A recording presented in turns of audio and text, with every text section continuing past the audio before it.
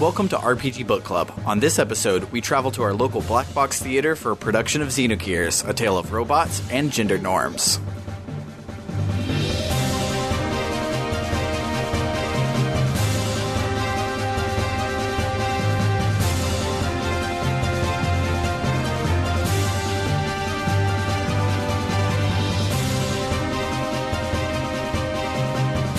Welcome to RPG Book Club, the podcast where we play a little bit of a video game and talk about how it makes us feel. I am Sam Allman.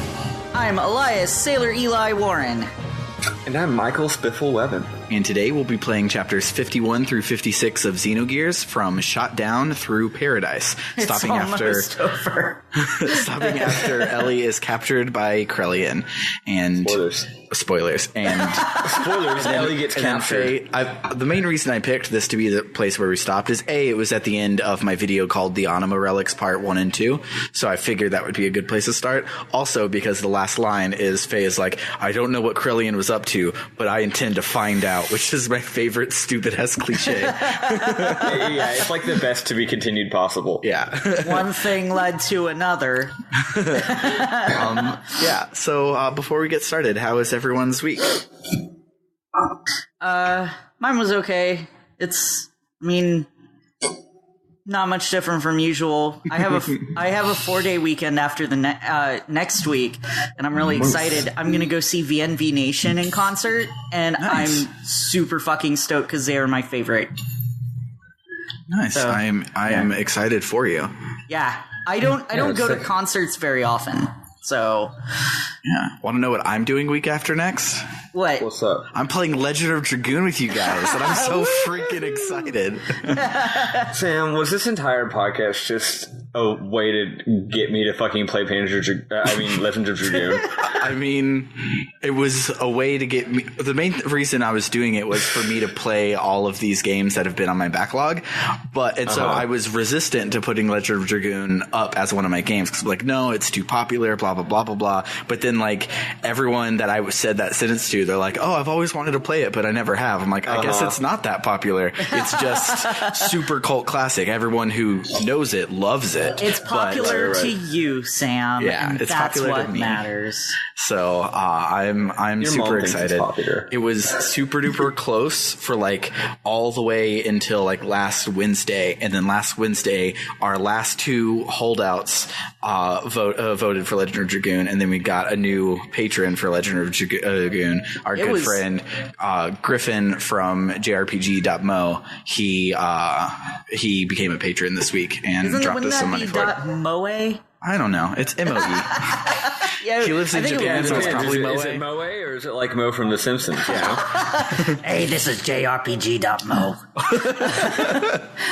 Yeah. But Yeah, so Legend of Dragoon won. I was going to wait till the end, but like literally that's all that's been on my mind. That's what my week is just the poll was nail-bitingly close, and Sam was starting to get a little bit worried. Yeah, I was like, I mean, Shining Force is great, and like that's why I put it up because I don't want to mind to play it. But like, I thought I had this in the bag to play Legend of Dragoon. But in the end, Jeb Bush won the election. Ken actually expressed interest in Let's Playing the other one, Shining Force. Yeah, that one.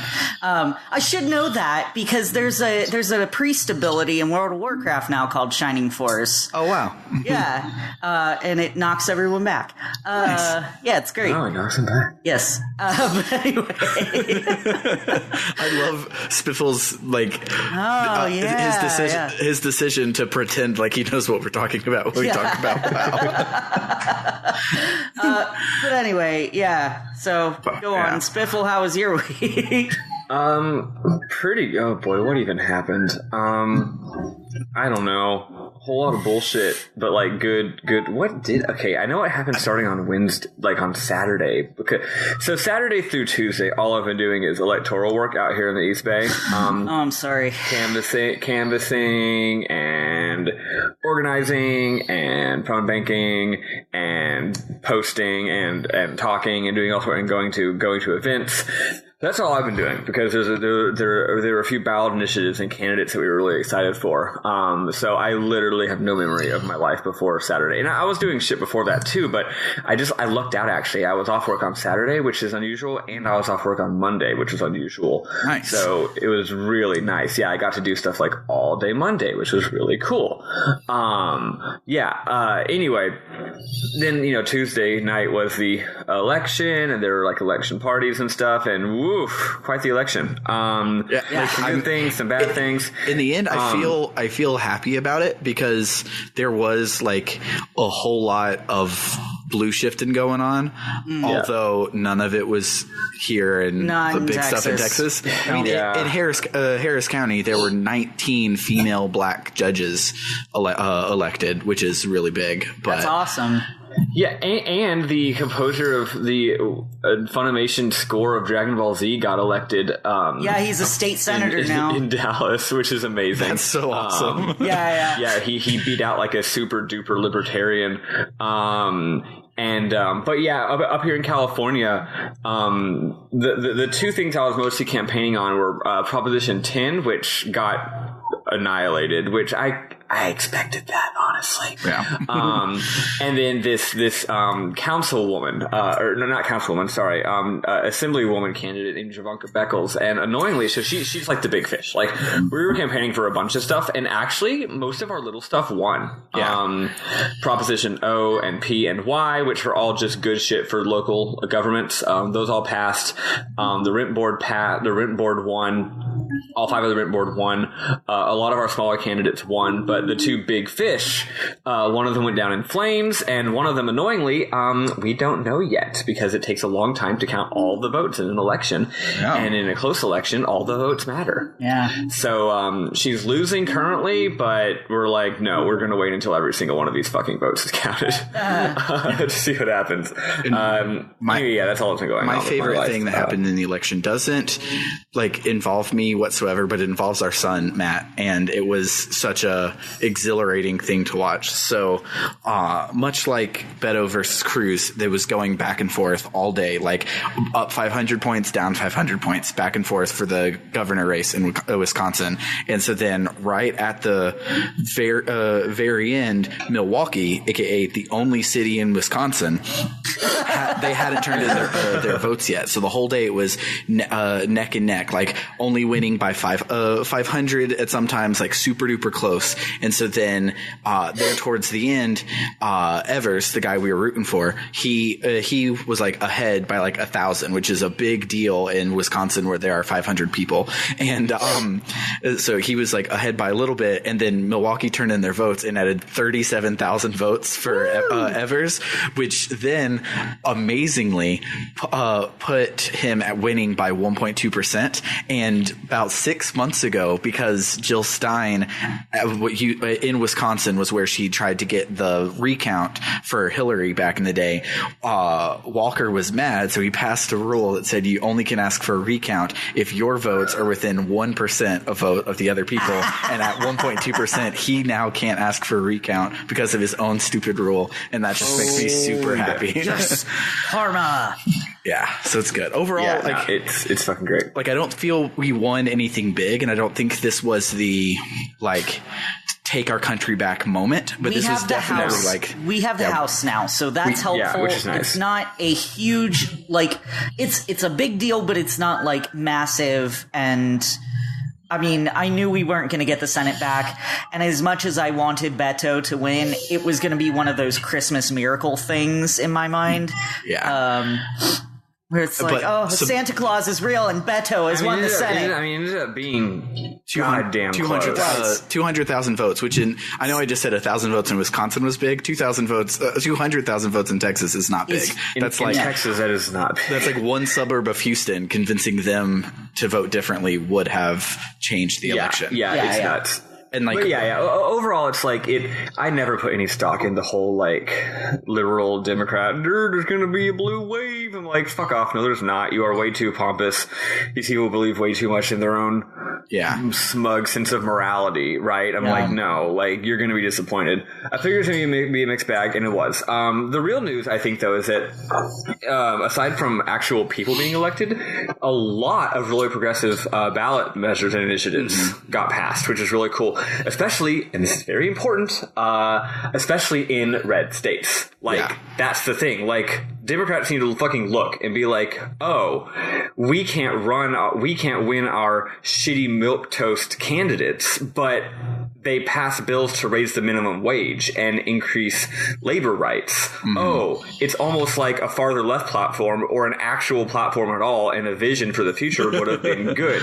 People in red states are voting for minimum wage increases and labor shit. Like, those are left policies, right? They vote for that shit, but they won't vote for a Democrat because the Democrats fucking suck ass. Yeah. So like that's the takeaway as far as I'm concerned. But anyway, life goes on, and American politics is a brutal, stupid, fucking bullshit shit show, much like the video game Xenogears. I'm so glad you agree with me. Election day is a land of contrasts. Exactly. So let's talk about this damn Xenogears. So we are now on disc 2. I know that y'all heard disc 2 was different. I didn't know how much y'all heard it was different. Did y'all know that it was going to be like literally a dude sitting in a chair with a PowerPoint behind him? I didn't know it was going to be that far. I knew it was like people refer to it as like the visual novel half of Xenogears. That's why when we got the visual novel of our saving Nissan in chapter 1, I thought that's what the whole game was going to be like in chapter 2. It was just like a still image with text over it, not this like chill, like, let me tell you a story. Type. Like they're even sitting in like what looks like a rocking chair.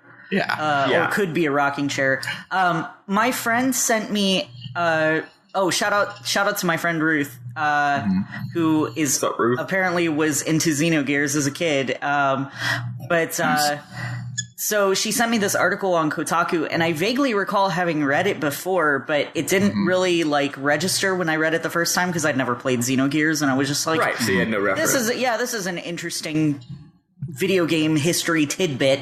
But it wasn't just like a lack of money. Like they had a 2-year time frame to make the game, and then it turned out like a bunch of their devs were new and had to be like taught how to do various programming things for the PlayStation and stuff like that, and art stuff.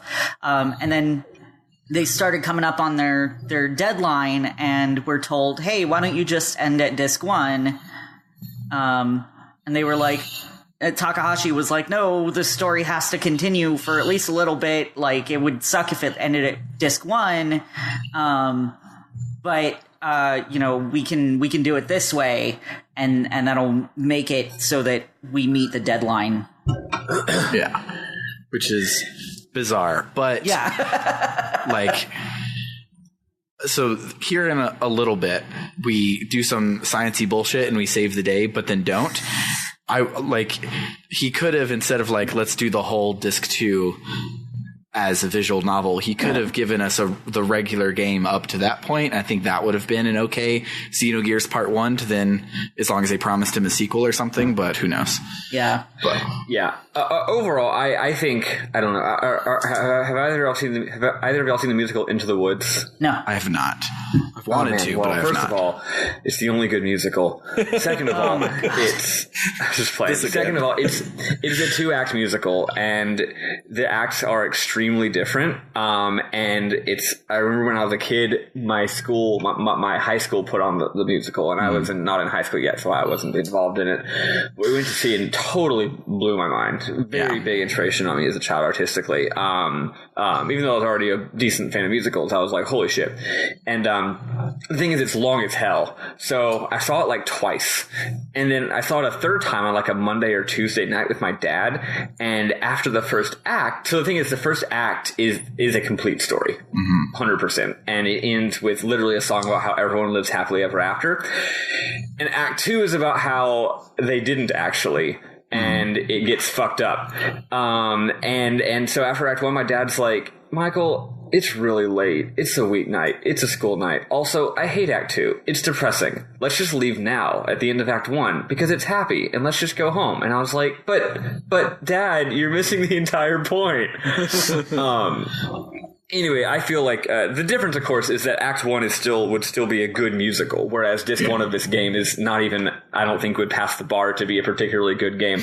Yeah. But even if it was super good, if you don't have Disc 2, you're definitely missing Xenogears. Yeah.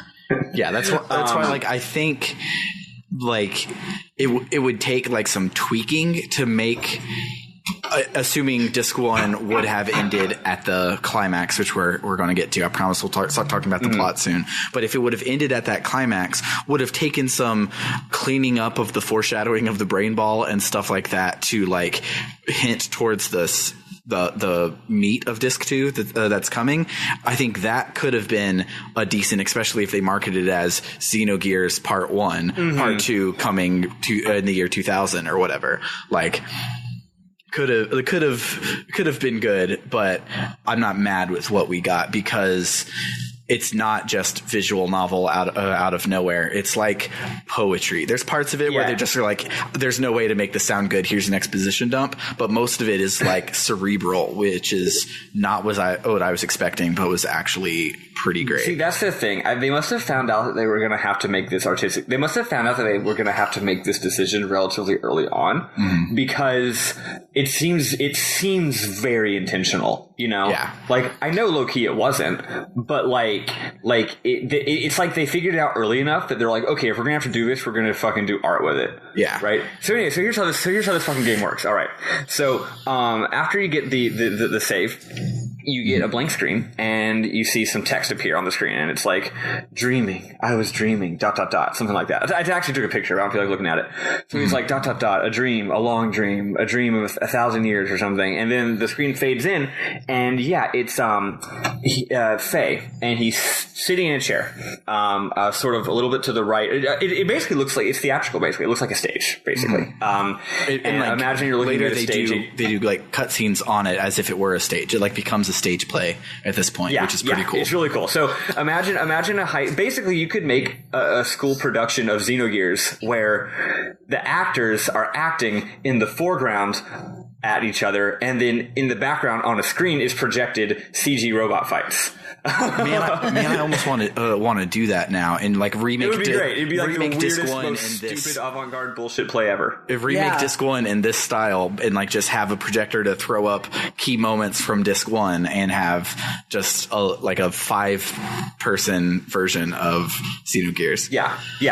Because most of this is just people talking anyway, right? Yeah. So it's Faye sitting in a chair and he's like, I was having dreams, and he's just narrating. He's like floating in like a void. And again, he's like center right. He's like a little bit stage. He's a little bit to the right if you're looking at the stage, sort of canting off towards the center, and then sometimes behind him. So again, forward and to the right, there'll be like diagonal, like floating in 3D space, an image will appear. So he's like, and then we went to Nissan, and it'll like show an image of them in Nissan, and then he's like, and then he's basically showing you a slideshow of his vacation, basically, like adults do with each other. Yeah, these are all of the embarrassing photos of SpongeBob from the Christmas party. Exactly.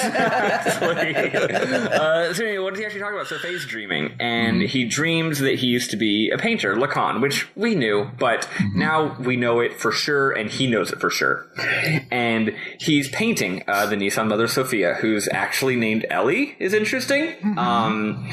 Apparently they go way back. So he's painting Sophia, and he's like, oh, Sophia, I'd love to paint you. And then he's all like, oh, I gotta go I have to take a trip to my hometown. And she's like, why? And he's like, I gotta get more paint. And she's like, you didn't bring enough paint when you got here? And he's like, duh. So he leaves. But it turns out he was just making up an excuse because he like didn't want to finish painting because he wanted to spend more time with Sophia or whatever. And he's like, Faye's like, I remembered a zillion lifetimes. Something that Faye picked up on, and I also picked up on before Faye did. So it's cool that they mention it in universe, is that Faye's name is different every time. He's Faye. he's Lacan, he's Joe Schmo, but Ellie is always named Ellie. And he always loves Ellie in every lifetime, no matter what. And these memories, he dreams like a zillion different dreams in a zillion different lifetimes, and these cause him to realize his purpose. There's some poetic philosophizing about the connection between dreams and memories and stuff, and it's cool. But yeah, that's what happens. Then something really interesting happens. You switch over to Ellie, and you get almost an identical scene with Ellie. You get her saying, "Dreams. I dreamed a dream. Is it a memory or is it a dream?" But mimicking what Fei just said, like the same fucking words. And then you see the same scene, but one thing I love is it's got different camera angles, and they don't break the 180 rule, which is nice. Yeah. So yeah, when it was Fei, the painter, when it was Lacan the painter, it was from behind Lacan's back. So you see Lacan's back and the painting, and then in the distance you see Sophia because he's looking at, it's like from his point of view-ish. So he's looking at her. But for this scene, you see it's more like Sophia's back and she's looking at Fei, which is really cool. Anyway, what we learn in this scene is that Sophia and Lacan had been close for a really long time, but recently he started pulling away and putting up like metaphysical walls. They don't explain this, but I'm guessing it's because he's involved in the war effort and is like, I'm in the war, you're the mother of Nissan, we can't really be close. We have more important things we need to do. I'm guessing that's why. So that's why why she asked him to paint her, because she's like, "Hey, Fei, instead of contributing to the war effort, how about you paint a picture of me? Because this is the part of the game where it starts to get astronomically heteronormative, and women are selfish, and all they want to do is spend time with their man." Yeah. Speaking of astronomically heteronormative, you get some pixel dick in just a second.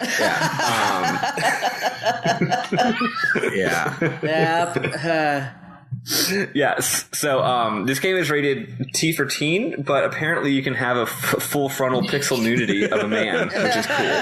I always appreciate it when there's male nudity. What I think happened is, so Square sends this game over to the ESRB, and all the moms and dads sit down to play it, and they're just like, I get it. After like a couple playing a little bit, they're like, this is totally fine. And I have no idea what happens in disc 2. Yeah. Well, honestly, I mean, to me, it looked more like a Ken bump, on his crotch, where that's it's what I like thought at first, and then I zoomed in. There's not enough pixels to tell anyway. Oh, it did zoom in, didn't it? Yeah.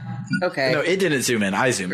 Zoomed in. Yeah, okay. Because of course I was curious if there was a pixel dick or not, and it's like I have to know. It's like a little rectangle. Like have you seen Big Mouth, the Netflix show? I have not. No. Okay. Well, have you seen the Simpsons movie?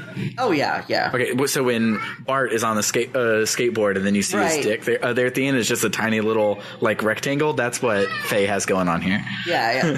Oh, okay. So he's ripped. It's cute. Yeah, that's his cute side. He's got a cute side to him. So I always appreciate when there's male nudity in media, because usually there's a double standard where like you'll see naked women, but then if there's a dick, it'll be like covered up by something, and I guess that's because of the male gaze, and the male gaze wants to see a naked woman but not a naked man. Oh yeah. So anytime I see a dick in something, I'm like, finally some equity, right? Let's get some equal opportunity nudity up in here. This game does the opposite. You get some Fei nudity, but you don't get any Ellie because she's curled up in a way that covers herself. Yeah. Though we did get, so that's nice. We did get Emeralda earlier, so that's true. Maybe it is equal. That's true. So Fei and Ellie were rescued. Remember, they crashed in the forest, right? So they got rescued by the heretofore unseen third sage. His name is Taura, and they've been healing in a Bacta tank for like 3 weeks. And the Bacta tank is the same shit that Krellian was using in his lab. It's like nanomachines, blah, blah, blah. It's the same research. You actually find out that Tara was the one who taught Krellian the art of nanomachines.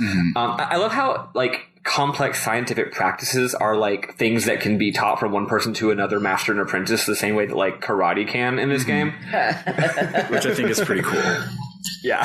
Like, of all of the like weird sci-fi things, I think the like a scientist is just a really good blacksmith type idea is like one of my favorite things about JRPGs, because it's in everyone. It's not just in Xenogears. It's like it's like science doesn't come out of collective effort and progress over many different fields over centuries. No, even though most of this society is at one level of technology, this one guy can just learn how to do nanotechnology. Yeah. Science is magic, basically. Yeah, exactly. So anyway, so Fei wakes up first, and Saitan's there, and they shoot the shit. And I forget, they don't say anything important. And then Elly wakes up, and as soon as Elly comes out of the door, they give each other this serious look. And I think what they're thinking in their heads is, okay, I just dreamed about how I've been in love with you for 5,000 years, but I'm not sure if you know that you've been in love with me for 50,000 years. And what did you dream about? So it's like they're both giving each other these very like, oh god kind of looks. What did you dream about? I dreamt about eating a sheep and then my pillow was gone. So they go outside to the forest for a rather disappointing heart-to-heart. Fei's just like, you seem different somehow. And she's like, I look different? And he's like, no, your affect is different. I don't know. Let me look at your eyes. Anyway, and Elly is like... only small part that we missed is Saitan did show up. He's like, oh yeah, I just followed you to your smoking hole in this forest. And surprisingly, the bad guys didn't think to do this, so we're safe. Yeah, so Elly is like, hey, I don't remember what happened after the crash, but I remember someone calling my name, and then something warm being placed on top of me. And she says it like it's this, like the sweetest fucking... Oh, and then she's like, thank you, Fei. Like, it's so sweet. And I'm like, yeah, you both crashed into the forest and you were cold, so we put a blanket on you. Like, that's not something only your true love would do. That's something literally anybody would do. Yeah. Hooray for basic human decency, I guess. And again, I guess if you're a cishet white man, well, I guess Fei's not white, but it's a Japanese game, so he's Japanese. I guess if you're a cishet generic JRPG man, basic human decency gets applauded. Right? But yeah, hold on. Let me check my screenshot. See if there's any good lines from this part. There's a part where Tara goes to Fei, hey, quit staring at the naked girl and come over here. Yeah. Also, at one point he goes, this is no research facility. It's a man's hideaway. Yeah, in quotes. Yeah. So anyway, when they get back, there's these two weird subplots. Like, the main game's not going on yet, but there's these two things that are both kind of equally important subplots. The sage is like, hey, this Bacta can remove your limiters, so maybe we can remove the limiter from everyone on Earth. This is definitely a good idea, and we won't question it. Because doing invasive medical procedures to literally everyone on Earth without their consent is what real science is all about. Yeah, it's basically the which one is it? It's basically the green ending of Mass Effect 3. Yes. Which, even though it's a secret ending that requires extra effort to get, is the wrong ending. I'm sorry. That is that is the unethical. It doesn't take anything extra to do. It's the wrong ending. I can go into the cool ass way that they do it, but I feel that'll take me a while. But no, but hold on though. But you do have to have like your galaxy readiness at a certain point to unlock the green ending, right? Nope. When you walk in, it gives you because I'll try and cut this real short. So the entire series of games, you have Paragon and Renegade. Paragon is blue, right. Renegade is red. Red is always bad, blue is always good. So you get up to the end and it's like, hey, do you want to destroy the Reapers? Pick the red ending. That's so bad. Or do you want to work with the Reapers? That's the blue ending. That's good. Or do you want this green ending where everybody can be happy? But the secret is the green ending turns everyone into a Reaper. The blue ending kills you and the Reapers win. The red ending that you think is the bad ending is the actual good ending, and that's the only one that makes any sense. And so the game is using its own colors to quote unquote indoctrinate the player into picking an ending that's better for the Reapers than for the humans, and it's great. It's the best ending in video games, and I love it. Disagree. Indoctrination theory is stupid. The blue ending is the only ethical choice. No, literally the blue ending is what I have to go deeper into it. So the blue ending is what the elusive man was trying to do. The main boss of the last 2 games, he was trying to control the Reapers and be the Reapers for the new world and use their technology for good. But we saw for 2 games that didn't work. The green ending is what Saren was trying to do in the first game. We knew that one didn't work. Blowing up the Nazis, that's the right answer. You blow up the Nazis. That's the good ending. You, my friend, and all of the Geth. The only thing that says that it's all of the Geth is the Reapers. That's them trying to trick you. There's nothing that would say that's what it would do. There's I think nothing in the universe. Is stupid. If you take the plot as written, the blue ending is a good ending. Let's go back to Xenogears. Okay. It's not like this is literally how the plot is written. It's indie film. It's dope. But continue.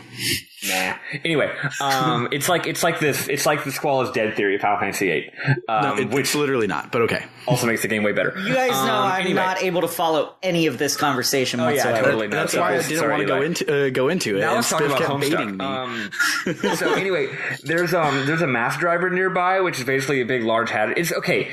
In real life, the idea of using like a giant, like a giant railgun thing in space to shoot something to another planet as a method of space travel that doesn't require fuel, is that called a mass driver?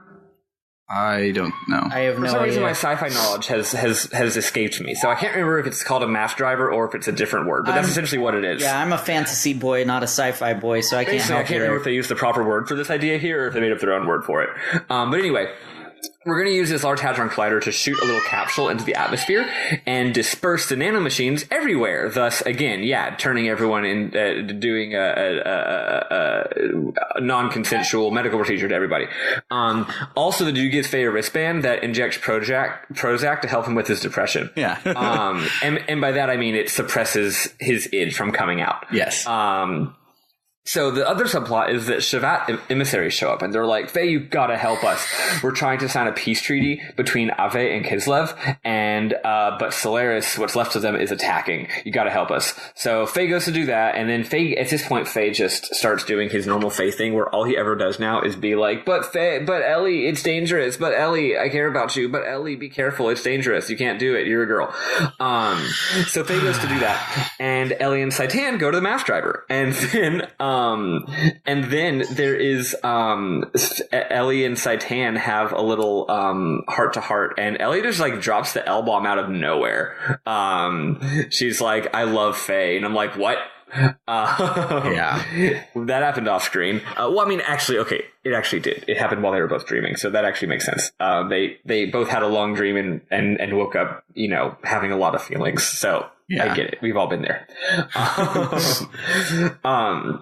Yeah, then Saitan says that Elly has matured like a mother, which is nice. He says that because she says, I want us to be apart and think about ourselves again, so I can see how I really feel. And that's when Saitan says, you have changed a lot, Elly. You've matured like a mother.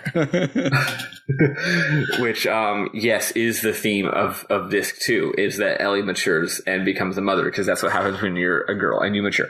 Yeah. So anyway, it turns out that Graf was actually the one who brought Fei and Elly to Tara, and also Graf is Lacan. So basically everybody is Fei at this point. There's 50 different Feis. Graf is not. And that this reveal, which has been looked at since the very beginning of the game, is the most nothing moment where when I saw it in your notes, it's like, that even happened. But I'm I'm scrubbing through the YouTube video right now, and it's just Tara talking to somebody off screen, and then the camera turns and you see that it's Graf, and and instead of saying right Graf, he goes right Lacan, and fades to black, and that's all we got for that whole mystery for the whole game. That's our reveal. Yep. I love how the amount of time that people live in this universe is just completely arbitrary. Yeah. Apparently you can just live for extreme amounts of time, and it's MBD. Yeah. So anyway, There's a brain ball scene. There's a lot of brain ball scenes in this part of the game. Although actually, I'm starting to like them a lot more now because they actually make more sense because you understand what they're talking about. Yeah. This scene, they're like, he's alive? I thought Ramses got him, and I'm like, y'all, have y'all not realized that Ramses fucking sucks A lot. Yeah. And then they're like, Ellie is the mother. And they're talking with Krellian. And Krellian's like, they're like, Ellie is the mother. We got to get her. Oh, we already have a mother. Why do we need two mothers? And then they're like, let's sick Ramses on him because that clearly works. The brain ball is basically the DNC and Ramses is Hillary Clinton. They're like, let's try running Ramses in 2020. Maybe it'll work this time. They send Ramses again, and Ramses shows up in the forest to fight Fei, and this is the most like nothing encounter. It's literally like 2 lines of VN that are like, and then Ramses attacked me in the forest, and there's a boss battle that takes 2 seconds, and then it's like VN, and then Ramses left. And it doesn't even have like a cutscene of the robots. It's like it just has, and then Ramses said this, you know what I mean, with a still image. Although, frankly, and what's cool is I can see how they were choosing what scenes. It does it on the battle scenes. So like the battle ends, it just pops up text before it even ends the battle. It's like we're not going to go to a different. If they were having to pick which scenes were important enough to actually animate and which ones not, they made the right choice here because who gives a shit about this scene? Yeah.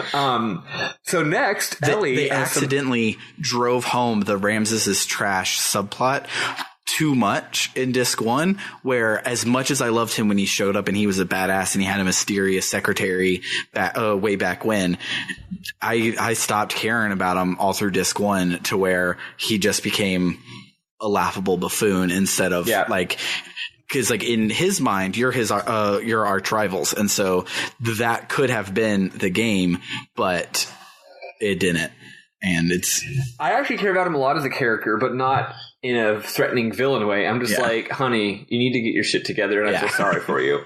You really need to get therapy. Everyone in this game just needs to get therapy. Yeah. Fei's on Prozac now, so that's going to help. Yeah. So anyway, so Ellie, so then you see a splash screen of the mass driver, and Ellie explains that she went through a dungeon. Yeah. She's like, and then you went through a dungeon. You should have seen it. It was great. You can't see it though. And then you had a boss battle. You don't know this dungeon. She lives in Canada. It was super exciting. It was really awesome. And then they successfully do the thing. They use the mass driver and they shoot. And there's a nice little scene of like it's basically like in Aurora Borealis, and Ellie's like, at this time of year, at this time of part of the day, in this part of the country, localized entirely inside of Ave. So the Aurora Borealis goes all the way across the world, and you see like the little nanomachines falling like snow everywhere, and it's like, cool, we did it. And then it cross cuts to Fei, who also does the thing, and I sure like what happens here. Apparently nobody noticed that the center of Kislev was a giant ship. I sure noticed when I was, on the Kislev world map. Right? But apparently no one else knew that. So they're like, we found out that the administrative center of Kislev was actually a giant fucking spaceship from ancient times. And Brilliant it turns discovery. out that, so like the Yggdrasil, it's big, right? It's quite big. It's a very large vehicle. Well, turned out the Yggdrasil is the gun of this giant this astronomically large town-sized robot. So there's a super fucking cool Voltron-ass scene where the giant town-sized robot turns into... You cannot use the word super cool Voltron-ass scene yet. There's going to be an even... Well, it's a something scene, at least. Yeah. There's a super fucking cool scene where the ship transforms into a robot and it uses the Yggdrasil as a gun, and then the Solaris robot is this giant spiky bally thing that's really cool, and it's called, I took a screenshot of this. What's this thing called? It's called Fort Hurricane. It's called the Solaris. It's called the Mobile Surface Supremacy Weapon, which is like I love how Nazis they are. Right. And also when the town becomes a whole robot, it's called the Super Dimensional Gear Yggdrasil 4. Yeah. Which is beautiful. So then you have a gear fight, except you're not a normal size gear. You're literally, so the fight arena where you're fighting is literally the world map. Yeah. And you're the Super Yggdrasil 4 Super whatever hyperdimensional Neptunia robot. Yeah. And you're fighting the white supremacy robot. Yeah. And it's not a hard battle at all, but it's a lot of fun. Yeah, it's super cool. This one I feel is more Transformers with a Microcon. That's what this one was. It's not Voltron, it's Transformers. Yeah, because it's only one thing with one other thing. It's not a bunch of things. Yeah, and it's using the one other thing as a tool, which is what the Microcons did. They were like little cassette tapes that would turn into guns that Optimus Prime would use. Yeah, I don't know that, but it makes sense. Yeah. So everyone's happy because they finally signed their goddamn peace treaty from, earlier in the game. And to end a war for 100 years. The sky shimmered as if to celebrate. And I love how they're like, the sky was shimmering because we were so happy, even though it's actually the nanomachines. Mm-hmm. Basically, the nanomachines fall and they're like, the limiters are gone, but then it turns out it's bad. Everyone starts mutating. Not everyone, but a lot of people start mutating into wells, and some of them mutate all the way into monsters. Some of them mutate just a little bit. They can't show all the gradations here because the graphics aren't detailed enough, and they don't have enough sprites. But that's what they explain is happening. And they're like, "Well, this sucks and is not what we expected." So you go to the brain ball. And the brain ball is very excited because, Eli, what is the big brain doing? The big brain am winning again. There it is. Yeah. The big brain am winning again here because it turns out the humans are germinating because it's time to be one with God. So, I don't know.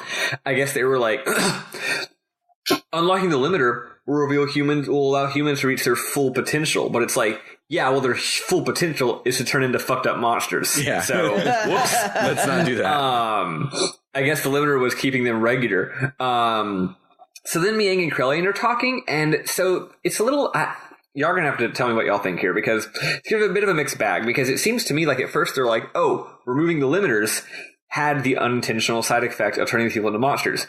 But then also Miang and Krellian are saying that before Solaris blew up, they dispersed some other kind of nanomachine that made a weird virus, and that's fucking everybody up. I think maybe it's like both. Here's my read. My read is everyone is supposed to turn into a weird monster, and then they're going to form, you'll see later, they're going to all come together to form the body of God.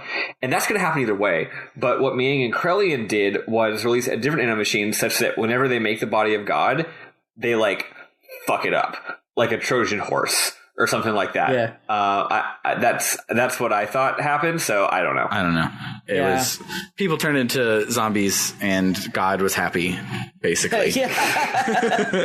And God said it was good. So at this point, the game just goes absolutely goddamn hog wild. There's an explanation of the solar This is the part I was talking about earlier, where they could have ended here on a cliffhanger and made a Xenogears Part 1, and it kind of would have been okay. Mm-hmm. But definitely not ending at Disc 1. Disc 1 would have been a really shitty ending. Yeah, it's interesting. The end of Disc 1 worked very well from a dramatic standpoint because he switched to the whole different narrative style, the dreams and stuff. But really, this is much more the shift in the game because you finally defeated Solaris all the way, and you finally removed the limiter all the way, and all that stuff. And then everything just goes absolutely hog wild. So everyone's turning into monsters. It turns out that all across the world there is the Soylent system, which was already mentioned before, but it turns out it's all these facilities all over the world. And the people who turn into monsters are inexplicably drawn to go to these Soylent facilities. No one knows why, they're just drawn, and they hear something like, if you go to the Soylent system, you'll find salvation, or something like that. Mm-hmm. That's what the narration says that happens. But then when they get there, they get trapped, and then the ones that are the most mutated eat the ones that are less mutated, because what happens is being mutated causes you to be in unending pain, and the only way to ease the pain is to eat human blood, eat human flesh and blood, and that makes you not like in eternal suffering anymore. Yeah, that sounds like what God wanted. Yeah. So they're all eating each other and shit. And then what happens is they end up all eventually dying and being fed into the Soylent system. And instead of it making Soylent Green, which is people, all their little bits and blobs of literally just like chunks of flesh go through these tubes and wires into the center of the facility where they are gathered together to make a giant evil monster. Mm-hmm. And apparently Solaris made this a long time ago because they're like, this sounds like a good thing to do. Make some weapons that we can use to hurt people, I guess. And it's really fucked up. Yep. It's super fucked up. They go and they show all this. They show all the little chunks of flesh, little blobby, bloody masses going through all the tubes. It's really upsetting. So they go there to stop it. But then, like, Ellie feels really bad, so she wants to heal them, and there's a little 5-second anime scene. That 5-second anime scene is later, actually. She's like, these people are in so much pain. They're still humans, even though they're monsters. It's actually a very sweet scene. But then the Sufjan Stevens mass, that's not what it's called. It's something with an S. Comes alive. So that's what it's called. SUFA. Yeah, Sufal mass. So the big god thing, like the god thing that all the blobby blobs were forming, comes alive. Even though it wasn't done being made yet, it still comes alive. And you fight it. How did y'all deal with this boss fight? I watched it in a cutscene. But before we get into it, there was one thing that Ellie said that I thought was really cool. Is she was like, it jumped out and started attacking us, but the eyes that looked at me were human pleading for death. So I fought it, that's right. not because it was attacking people, but to take it out of its misery, which is really cool. Oh, yeah. One important thing that's interesting here is Ellie is straight up the main character at this point. Yeah. Which is even worse because she has no agency for the rest of the game. Yeah. But what's cool is that when this scene starts, all the narration I just said, where they're just explaining what the Soylent system is, it's all just narration. And thus far in the game, anytime there's just narration, it's from Faith's point of view. And of course, it's not like the narrator says, "Hi, I'm Ellie, and I'm narrating." So you just think it's regular narration. But then at a certain point, there's like a tip-off. I think it's like, oh, that's right. They're like, so we all went to the Soylent system. Even my friend, who's the red-haired guy? Rank. Yeah. So again, at this point, unnamed narrator is like, so we all went to the Soylent system to stop it. Even my friend Rank came along, and I'm like, oh, Ellie is the one talking here. It's a really interesting shift. Yeah. So then the narrator who is Ellie, not Fei, is like, yeah, I looked into the monster's eyes and I saw human eyes, blah blah blah blah blah. It's very nice. Also, they keep having a lot of very interesting dialogue. They start introducing the idea of haves and have-nots, which obviously is an idea that exists all the time. But like they start using that term over and over and over. I think it's maybe some kind of biological essentialism where like some people are just destined to turn into monsters and other people are destined to just continue being humans. And the idea is like, maybe some humans are fundamentally better than others, but you should still be nice to the people who are shittier than you. Yes. I get it. They're trying to repudiate the whole survival of the fittest thing, right? So, but they're saying like, well, I mean, maybe some people are stronger and smarter and more fortunate. That doesn't matter. That doesn't mean you don't take care of those who are weaker than you. It's actually good to take care of those who are weaker than you. So there's this division about the haves and the have-nots. So you fight this boss battle. I thought it was hard as shit. I don't remember a whole lot about it, but I recall it being pretty difficult. Yeah, it was really cool for me. I sat there for 2.5 minutes and watched Saitan do some sword death blows, and then it was over. Yeah, I mean, I've had Saitan for the entire thing because his sword is so fucking good. Yeah, he's astronomically good. It's insane. Anytime they let you pick a party, I'm like, well, I don't know who else should be here, but I know Saitan's going to be there. Yeah. So what happens in this battle is it's one big guy and a bunch of little dudes, yeah. And I killed the mooks first because that's how you do it in JRPGs before focusing on the big guy. But once I beat all the mooks, the big guy got way the hell stronger. Oh, that's what happened. Yeah, sorry. I had a guide, and so I knew not to kill the little guys. Exactly. So what you're supposed to do is just attack the big guy. And am I wrong in thinking that does the big guy actually eat the mooks? Yes, he does. Gotcha. See, that didn't happen to me because I killed the mooks myself because I was playing by JRPG rules. Once all 4 of the mooks are gone, he gets god awful hard. So that's why it was really hard for me. He would kill all my enemies in all my good guys. He would kill my characters in one turn. He would one shot my heroes every single time, and also heals him. Yeah. So every turn he's killing someone and getting like 500 health. So what I did was I just kept using Zeta Sols over and over and over, and like Saitan would be alive and he would bank some AP and then he would die and then he'd be revived and he'd bank more AP. And when they all got up to full AP, at this point the boss still has full health because he's healing himself every time he attacks me. We just all unleashed all of our AP and I crossed my fingers and hoped it would work. And I used like 40 Zeta Sols. Oh geez. Yep. That's beautiful. I'm smart. This game's battle system is weird enough where I feel like when you think you're playing it quote unquote wrong, it's actually just that the game's battle system is weird and interesting, and that's just what you have to do sometimes. Mm-hmm. Yeah. Yeah. So there's an anime scene where turns out that monster you just killed turns out when it's animated, it's really fucked up looking. Yeah. It's really like gross. Kill me, that kind of thing. Mm-hmm. And Elly uses the sword to dramatically cut her arm a little bit, and then she gives him some blood so that he won't be in as much pain, and then he dies. And then she gives a moving speech about how everybody just wants to be loved, and we all need each other. Mm-hmm. And turns out that the real Soylent system was the friends we made along the way. So then they go around destroying all the Soylent systems. They're like, cool, so those are all over the world. We destroyed them. There's one cool filmmaking thing they do right here. So Elly is giving a speech to these people. Like, Soylent was really, really bad, but I love everybody, and if you are hurting, try to not hurt other people, and if you are a have and not a have not, like, willingly cut yourself and help everybody and be great. And then the camera flashes and she's Sophia giving the same speech to the people right there, and it's super, super cool. Yeah, I liked that scene a lot. I didn't write down anything of it, but it actually is a very, very good scene. Yeah.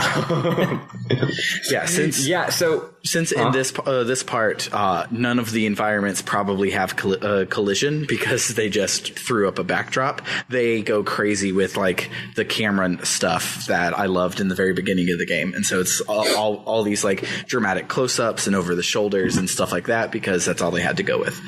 And it's dope. Yeah, it's all they're really going all out on it, and it's good. Like the actual cutscenes that they bother to actually make are very, very well done. Yeah.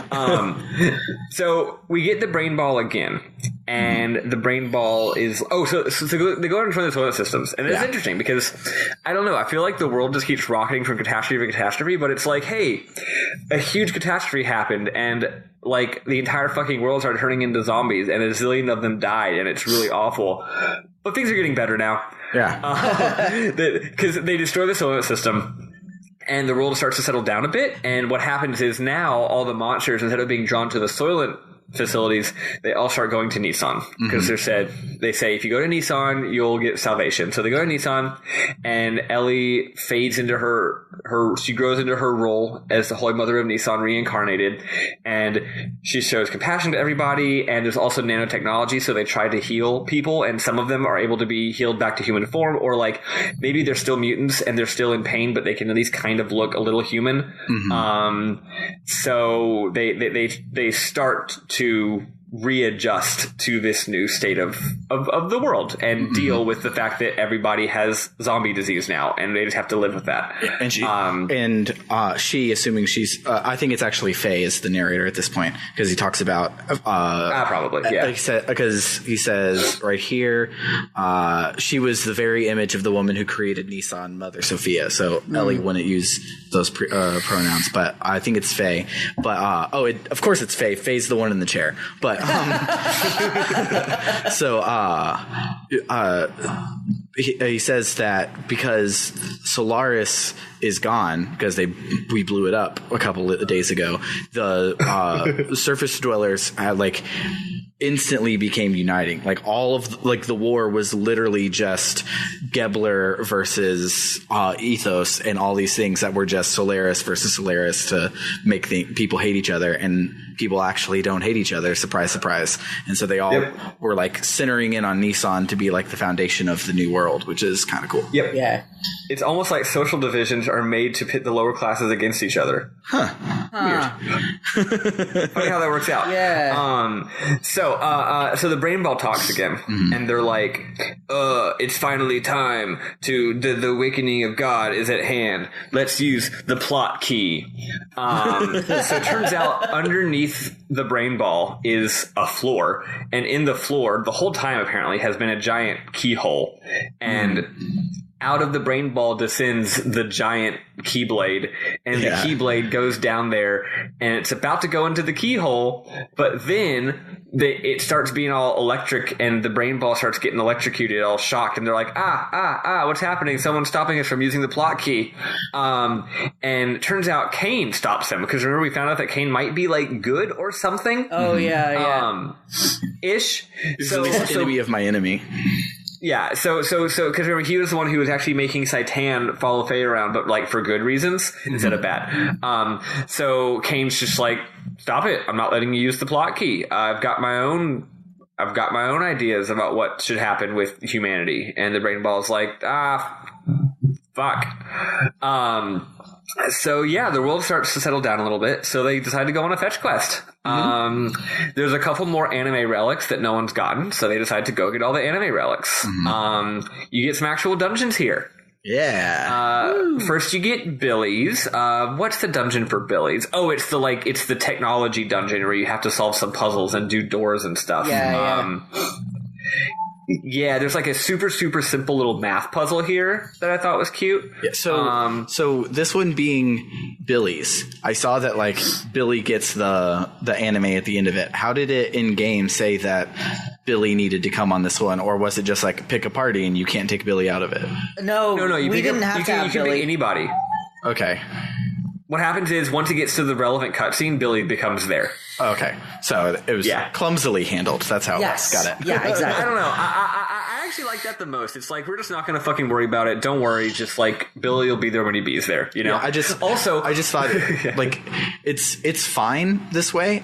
A better and dare I say more correct way would be to give Billy a reason to go into it, to tie it together. But wouldn't that be a contrived coincidence?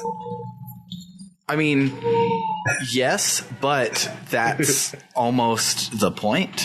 Is to hide your contrived coincidences. So it's not just oh, hey, I feel like going with you today. That one's a big contrived coincidence. But if this was this look these things on the front look like stuff from Ethos, and Billy's oh, I know this, and hacks into the mainframe. He's I can get us through this. Then that's true. That's more of a thing. But yeah, no, I think they're doing the RPG thing now where it's look, they're all here. The party thing is just a formality. They're all there. Yeah.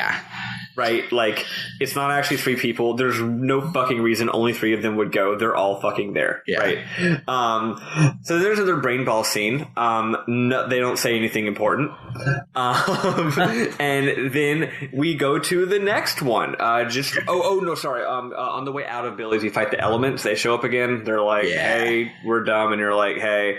And what I think is spectacular about it is they show up and they're oh, hey, let's fight. And so you fight, and they're fight us again, but outside so we can get in our gears. And we just let them walk outside to get into their gears. Okay, I guess I'll fight you in your robots. Yeah. I don't understand. Which I definitely appreciated, because the best cutscene in the entire PS1 happens when you get outside. Quite. Okay, before we get there, the on-foot fight is a little interesting because it's one of those multiple people fights where each person does a different thing, right? So, one of them is healing, so of course you want to kill her first, right? And they're all weak to a different element, which is cool. And at this point, your 7-level AP death blows are elemental moves.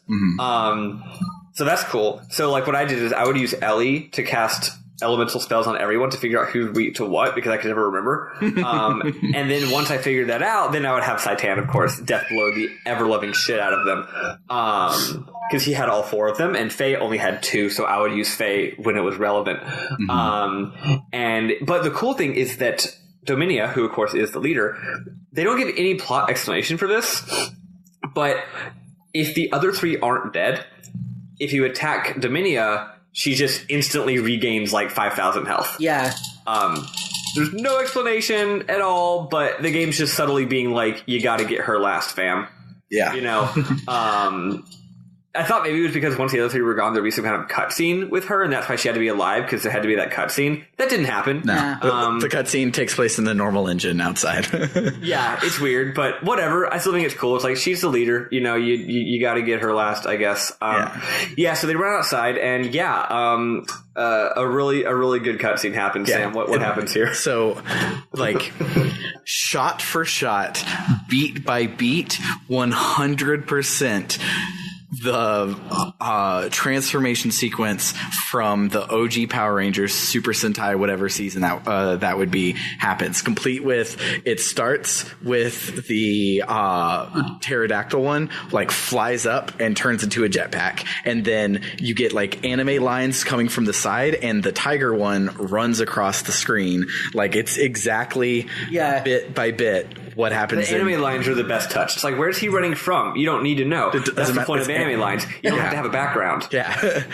And so everyone like turns into different parts, and then they all slide together exactly like the Megazord, and it's the best thing on the PlayStation 1. And I don't even like feel like I'm exaggerating. This is the best use of PlayStation 1 graphics I've ever seen. Like, it's good. Yeah, it's beautiful. And it's perfect, and you fight the Megazord, and it's not too hard. Although it does have a shit ton of health, which makes sense because it's actually 4 robots, right? It does that RPG thing where it like switches which of them is in control, which means it's switching its elemental weaknesses, which is cute. So you hit it a bunch. Elly uses her whatever they're called, lymph nodes, Aerods, yeah. Lymph nodes. I don't know, man. That's because Elly, I had forgotten to upgrade any of her shit, so she was really weak. So I just had her doing air rods. I remember to upgrade her later, though. But yeah, so you kick their ass, right? Yeah. Then there's an unimportant brain ball scene, and then you go to get the next one, which turns out to be Rico's. If you forgot, is a character in this game. This dungeon's cool. It's a cave dungeon, and you got some ancient ruins and some ancient ruin-ass riddles. Where you have to. There's some part of it is like extremely like Raiders of the Lost Ark, or more specifically, The Last Crusade ass shit, where it's like, oh no, the spiky ceiling is falling down. Oh, but turns out it's one of those cartoon chandeliers where it goes around you, but if you stand in the middle, you're fine. And that's funny because here's the thing. The characters could clearly have seen that. Yeah. But we, the player, because of the camera angle, cannot see that, which is hilarious. Camera angle that only tricks the player. There's no reason it would trick the player. There's no reason it would trick the characters. We also forgot. Here starts the point where Sam decided that he doesn't like Xenogears. It's probably like a 7 out of 10 no matter what the ending is, because this last fight that we did with the Megazord is the last time you get to use Elly in the game. Yeah. She decides to go and be the Holy Mother of Nissan, just off screen, just shows up in her chair, says it, and then is gone from your party for the rest of the game. And it's dumb. The rest of the game? It's the rest of the whole game. She doesn't come back for the final boss? Doesn't come back at all the rest of the game. That's stupid. Oh, wait, you know what? Yeah, I remember why. Yeah, there's a very... Okay, I will say there is a better reason she's not the final boss than she's off being a woman. Yeah, because she does triumphantly come back at the end of the playthrough today, but it's a cutscene. It's not playable. Yeah. Again, the game is about to get just astronomically gender normative. Yeah. But first, you got to go and do a little cave dungeon, and it Raiders of the Lost Ark, and it's fun. And what is the boss at the end of this one? Oh, also when that's right. Just one more thing before the cave dungeon. Yeah. Ramses shows up for his final boss thing, and Ellie fights him in a cutscene and not actually fighting him, and she kicks his ass, and he's mad because even Fei wasn't the one to kick his ass in the end. Yeah. Oh yeah, that's a really big deal. Yeah. Ramses is going to. So a few things happen. Not related to the main characters here, and I forget when these things happen. So let's just go over them in order. So they're like Ramses. So now they're actually way more concerned about Ellie than Fei. They're like, Ellie is probably quote the mother. We gotta get her. Mm-hmm. We gotta get her. So Ramses goes to Nissan to try and get her. This is our first black box theater scene as well. So it has Ramses talking with Ellie in front of their projector with the pendant still swinging in the background, and like characters enter stage left, exit stage right, all of those cool things. Yeah, it's actually cool as shit. So like Ellie and Krellian are both, or Ellie and Ramses are both, they're in their robots. Yeah. And if you look at the screen in the back of the theater, they're in robots. But then just the character models themselves are just standing on the stage talking at each other. And I cannot speak ill of this. I think it's fantastic. It's probably the best way they could have done this part of the game. Like, we have no money. We need to make a visual novel. Let's make it just a stage, and it's dope. Yeah, it's really cool. I would love to see, honestly, a higher budget, higher graphics version that still does it this way. Yeah, I think it'd be fucking cool. I was actually thinking when I was watching this, I was like, what if the whole game was like this? Like, so what if somebody designed a game that they're like, no, we're going to make it a stage so we can have introspection and monologues and these sorts of things that are okay in stage plays and hard to fit into actual scenes, and just do the game like this. And I'm like, I would probably love that, and no one else would. Me and Sniff would be like 10 out of 10, and everyone else would be like 1 out of 10. The only question is, how do you do like dungeons, I guess? Of course, you could just not have them, but you could just not have dungeons. But doing that while simultaneously also having a somewhat regular JRPG experience would be, I think, the ideal and most interesting challenge. But I don't know how they would do that, but whatever. But you know how sometimes on SNL, you're watching SNL and it's all live, but then sometimes they'll show they'll do skits that are actually just, they recorded them last week. Mm-hmm. Yeah. Maybe it's like that. It's like you're watching the play, but then you're playing the game and it's like, oh, this is on the projector screen or something, and we already made this part. I don't know, but whatever. It doesn't matter. But it's really cool and really effective. Ellie kicks Ramses' ass, and he's like, I can't even beat you. Jesus fucking Christ, I'm pathetic. And she's like, yeah, you are. Could you just stop? And then we learn about him. It turns out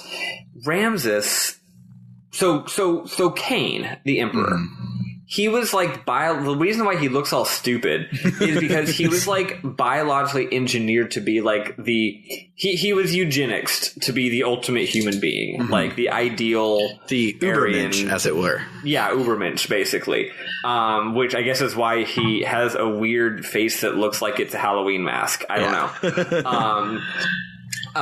But Ramses was meant to be like version 2.0, like even better, ultimate superior being. And to be fair, he is very hot.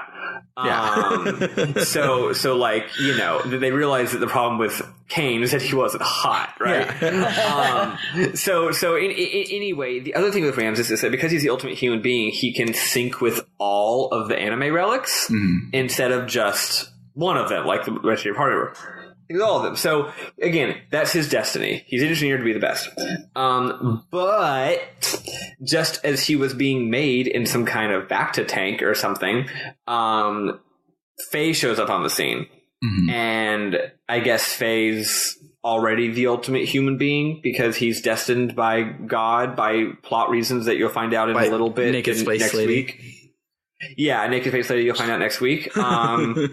So once Fei showed up, they were like, well, we don't need this anymore. So they were just like, and just threw Ramses in the fucking garbage chute. Like little babies, like, wah! They're just like, it's trash. It's the beginning of Kung Pao all over again, where they pick him up like, aw, and just throw him off the cliff. Exactly. or the fucking beginning of Star Wars Episode 8 with the lightsaber. He's just like, well, get out of there. So Ramses literally grew up in the garbage, which is why he gets really triggered when he hears the word garbage. but he managed to bootstrap himself. He rose through, the ranks. He managed to somehow not die as a baby in a garbage chute. I'm presuming maybe some nice nun took him in, but they skipped that part.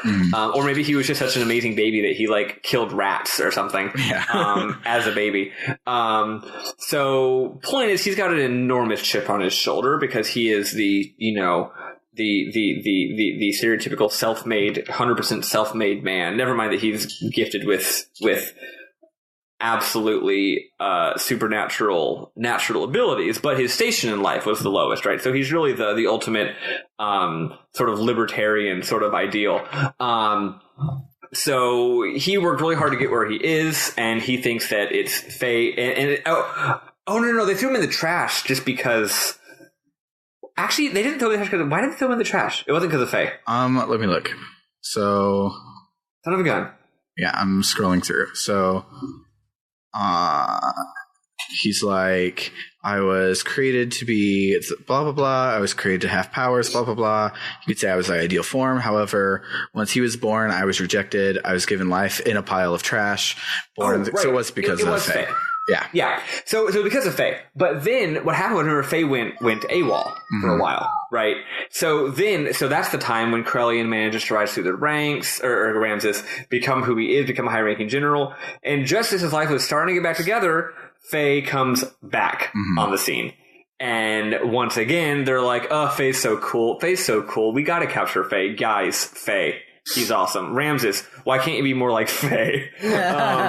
And Ramses is double upset. And and Elly is just like, Ramses. She reads him for filth, and it's great. So she's like, so he goes and he tells all this stuff, and he's like, this is why, in my logical, crazy space Nazi ideology, why Fei is bad, actually, and I need to stop him because he took my destiny. And Elly goes, oh, I understand why you're so fixated on Fei. It's because you don't know what you should be doing with your life right now, and attacking people makes you feel good. But Ramses, it's fucking great. No one is attacking you, and it's just like,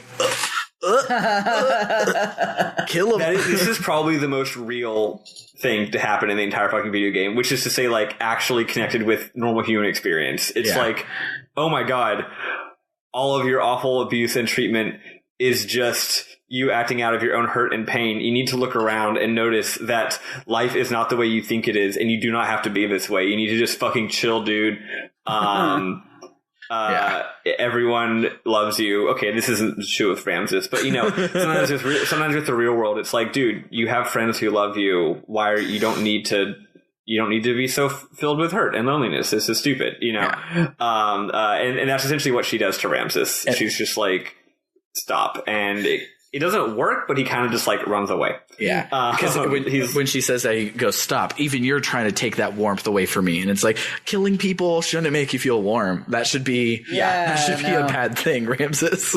Yeah. So Elly does a really good job here. But it doesn't work. Elly is way better than Kasala at getting people out of their funks. Yeah, definitely. So anyway, but then it turns out they figured out what they really need Ramses for, because Ramses again is like a clone of Emperor Cain. So he has some similar juju or whatever. So Ramses shows up in the brain ball and is there to do what Krelian told him to do, which is to assassinate Cain. And Cain's like, nah, man, I got this magic barrier. And then the magic barrier shatters, and Cain's like, ugh! And Ramses is like, yeah, bitch, I'm your clone. I can get rid of your magical barrier. And then Krelian is all like, excellent work, Ramses. Kill him. and Ramses is all like, I shouldn't. It's not the Jedi way. He's like, kill him now. Do it. Do it. Exactly. So he fucking does it. And then we finally get to go to the Rico scene. According to this. But so this is intercutting, right? Back and forth. The whole second chapter is intercut, and it's really hard to tell in order. And I'm surprised that they did it in the actual game. So at any rate, here's what really hits the fan. So everyone turned into zombies, but then we decided that we could still have a functional society even though everyone was zombies, and we're going to make it work, right?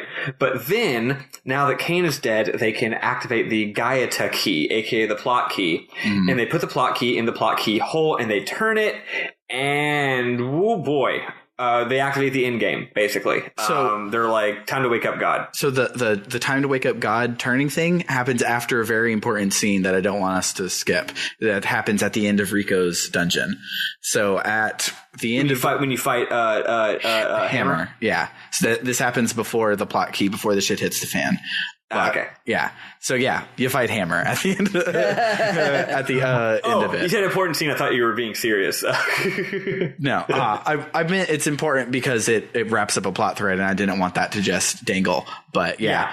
Hammer is like double gear sized for some reason, and is like super zombified, and he's just like, man, this feels so good. Krillian did this for me. Don't you want to be like me? It feels so good. And you're just like, man, you're sad. So I'm gonna kill you. This boss battle is a little bit interesting, actually. After you fight him a whole bunch, he starts glowing all red. And then there's a dialogue box that shows up that I guess is Fei, whoever you're playing as, that's like, that doesn't look good.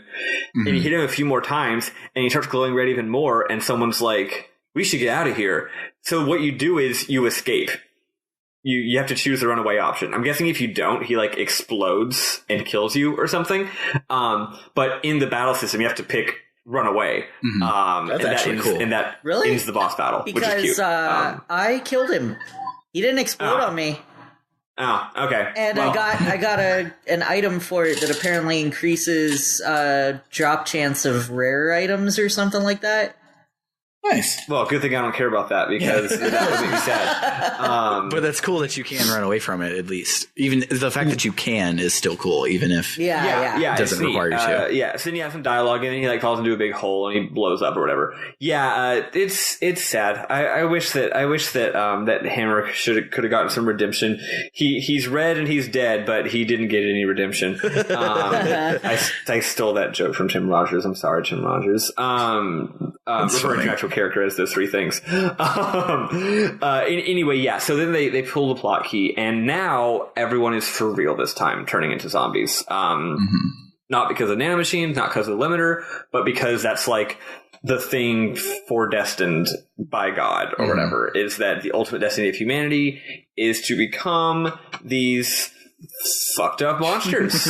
And they do, and then there's some dialogue where it's like, once humans have filled the earth, God will awaken from his long sleep, and then the awakening of Mahanan, the paradise of the sky, will soon follow.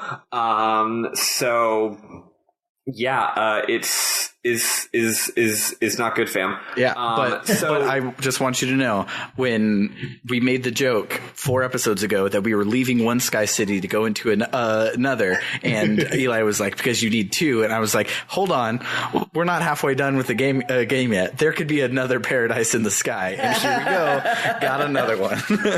Yep. So this is Mahanan, and Mahanan is actually, so it's weird. Earlier I said that Babel Tower was a ship from the beginning of the game. I still feel like it is. It fucking has to be. It is. I think so far it's just a portion of it.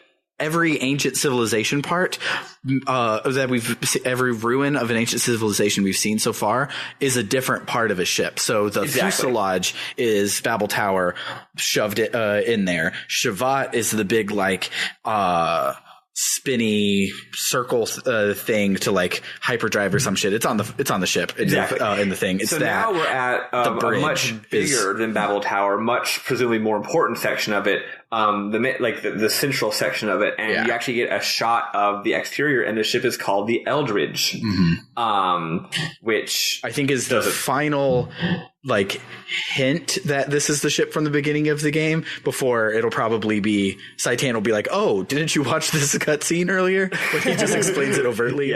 Probably coming up, but this is the last because you see it called the Eldridge at the very beginning. So this is the last time it will reference it before it probably just tells you straight up. Also, boy, this part of the game, I love. Okay, so this game's soundtrack, it's not all hits. Okay, it's got a lot of great tracks, but also a lot of generic RPG tracks.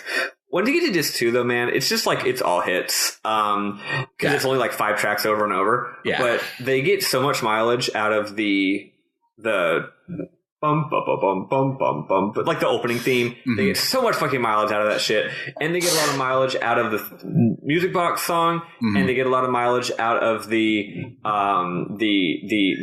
flight.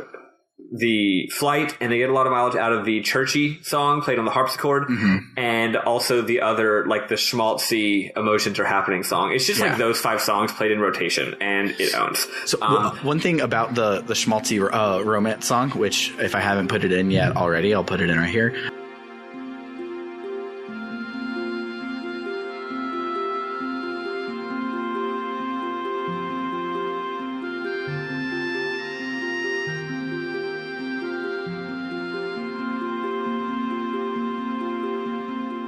But it has the same like Irish jig turnaround that We Are the Chosen Ones from Xenoblade 2, my favorite track in an RPG ever, has. So every time I listen to it, I'm just like...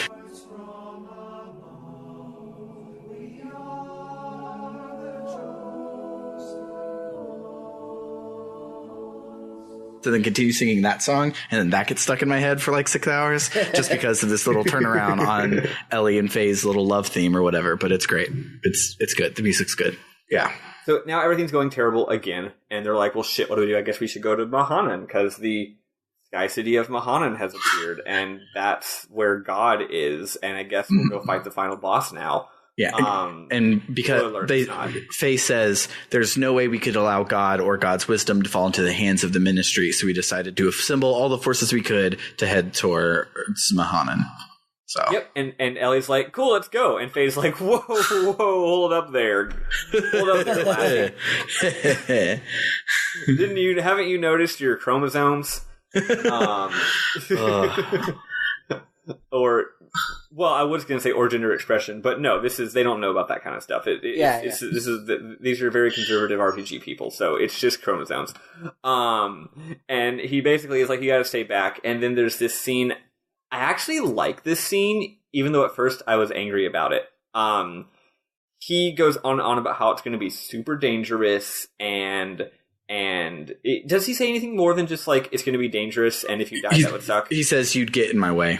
You can, because he goes, there's no way we can do this unless we kill people, and you couldn't even kill one person, so you just get in the way. Yeah. Oh yeah. So he tells her that somehow like she's unable to kill these monsters because they're actually human, but like she's been fighting things the entire fucking game. I'm pretty sure back when we were invading Solaris, she killed like 1 million guards. Yeah. But now that she's into being the Holy Mother of Nissan and shit, she's like, oh, these suffering monsters, I can't possibly kill them. So yeah, she runs away crying. There's a great bit of filmmaking here. There's no music in this scene, or sound effects, and when she runs away, her clunky boots echo like fucking loud. Mm-hmm. Yeah. It's just great. It's just like clunk, clunk, clunk, clunk, clunk, clunk as she runs off. It's great. What makes this scene good, actually, is that after she leaves, all of the different party members are like, that was the dumbest fucking thing you could ever say. That's so fucked up. They're like, Fei, you're an asshole. Holy shit, dude. You really overdid it. Even Bart is like, this ain't it, Chief. Like, what the hell? But then Fei says what he was really feeling, which is, he should have just said this. He's like, well, actually, no. Everyone in Nissan needs Ellie. Like, she's really important here. And that's actually a pretty decent reason. Yeah. Like, she is doing extremely important work in Nissan, her humanitarian shit, and if she left, they wouldn't have anybody and to be doing that work and taking care of everybody. And, like, yeah, it's dumb that she's the one who has to do it, but she is already doing it. So, like, I don't know. He should have just told her that. And then when he goes in to tell her that, he still doesn't tell her that, and he tells her the most problematic thing that made me want to just stop watching because it's bad.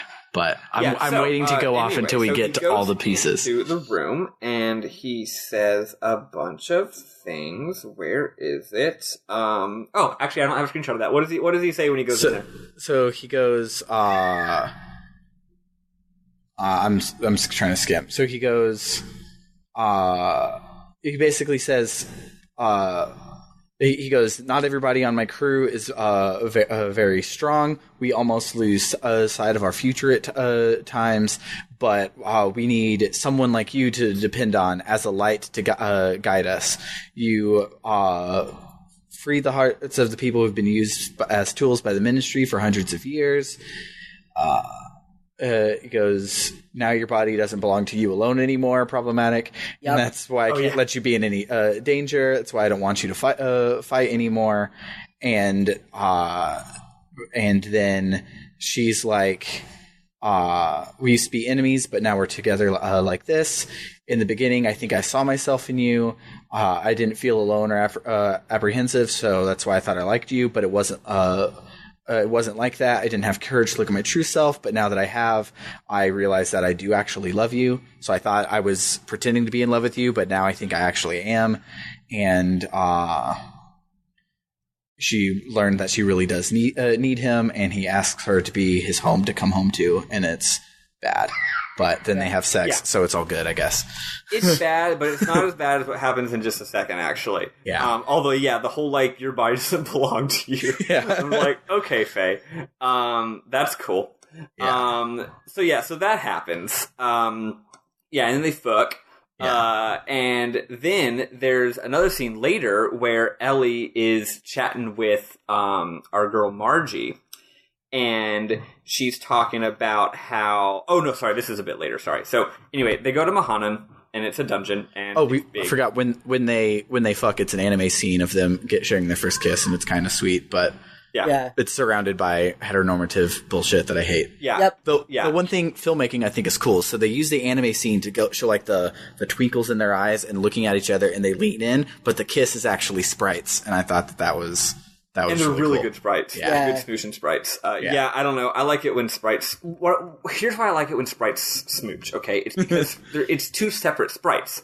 Mm-hmm. So if you're doing it, the way Final Fantasy IV does it, for example, is Cecil is a 16x16 sprite, and Rosa is a 16x16 sprite. They're both squares, right? Because that's in the really old RPGs, the bad guys had the characters all had square bounding boxes, dimensions. Yeah. And they're sitting there, and they inch toward each other, and they inch toward each other. And then they enter into what I'm almost positive it's just a single square 16x16 sprite. It's definitely what it is. Both of them smooching. And it's the fucking best. And it's so cute because it's like technologically, it's almost like because of the limitation of technology, they cannot actually come together, but then they overcame that and became one sprite. She totally like straight up quotes the Bible later. She's all like, "We become one flesh," and I'm like, "Ugh, that's weird when the Bible says it, and it's weird when you say it." Yeah. But that's what happens when the two sprites come together. It's cute. Yeah. Here they probably just had two separate sprites, but with good camera angles. Yeah. So the party goes to Mahanan. Oh, and also, Fei, the pendant, the important dramatic shit is happening pendant is one that Fei's had on the whole time. So after they fuck, he's like, "Here, have my shirt to wear in the morning," and hands her the pendant. And that way everyone will know we fucked, right? Yeah. Never mind that, like, I went into this room on the Yggdrasil and didn't come out for like 8 hours. Everyone knows, well, or for 30 minutes, depending on how it goes for Faye. Yeah, I've made it with a woman. Inform the men. Inform the men. Inform the men. Exactly. So anyway, so the next day they go to Mahanan and Elly stays behind. The dungeon is real cool and real big, but I'll skip through it. They get to the end of the cool and big dungeon, and they get to the central computer, which is these two giant... I can only imagine... I don't know. It's like these two giant glowy tablets. I feel like it's supposed to be evocative of the Ten Commandments. And they're like, this is Azrael, or whatever it's called, the ancient computer with all... This is the Lord's wisdom, basically, is on a computer. So they start to learn the actual plot of the game, but they only get half of it because they get interrupted by a boss battle. One other thing I saw while scrubbing is instead of having a cigarette after they smoked, Elly went to talk to Margie, and Elly said, "Oh yeah, by the way, I have all my memories back. I know that I'm Sophia." which is cool. Oh yeah. They have a nice little chat. She was, outside of Nissan. Yeah. Because she was like, when I came here the first time, everything felt familiar, and when you were telling me, oh hey, this is what's behind this door, I already knew it, and I thought that was weird. And if you would have told me it's because I'm the Holy Mother of Nissan from 500 years ago, I would have laughed at you. But like, I guess I understand now, which is cool and important. Yeah. So they go to Mahanan and they get to the computer and they learn the plot of the game. The plot of the game is that there was an intergalactic civilization, and the intergalactic civilization made a really dangerous automated weapon that isn't given a name at this point.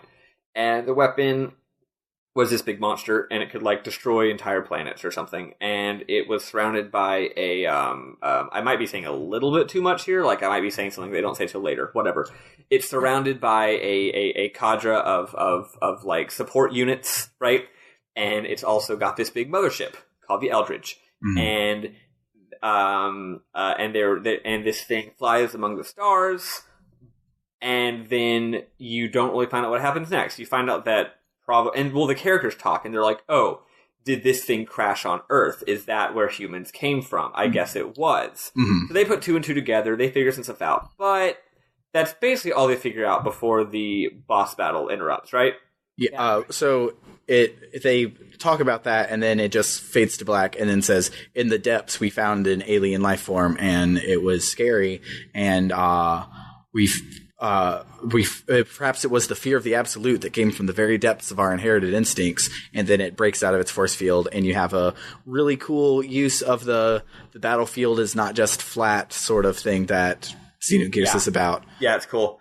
In this boss battle. So you fight Deus, literal god.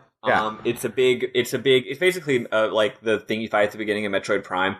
And you fight it, and it's literally God, and you this is actually not the final boss of the game, weirdly enough. Yeah. This is a JRPG where you go on a hiking trip and you kill God, and then you still play for another 4 hours.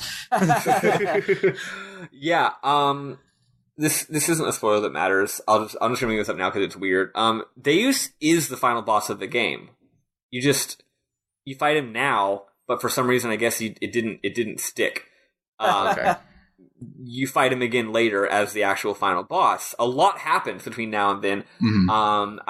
So what happens when you beat him? So you get another FMV of Fei walking into this room that's so gigantic that the gears look like tiny, tiny ants, and it's super cool. And this is where the giant 10 Commandments come out, and we learn the rest of the plot of the game.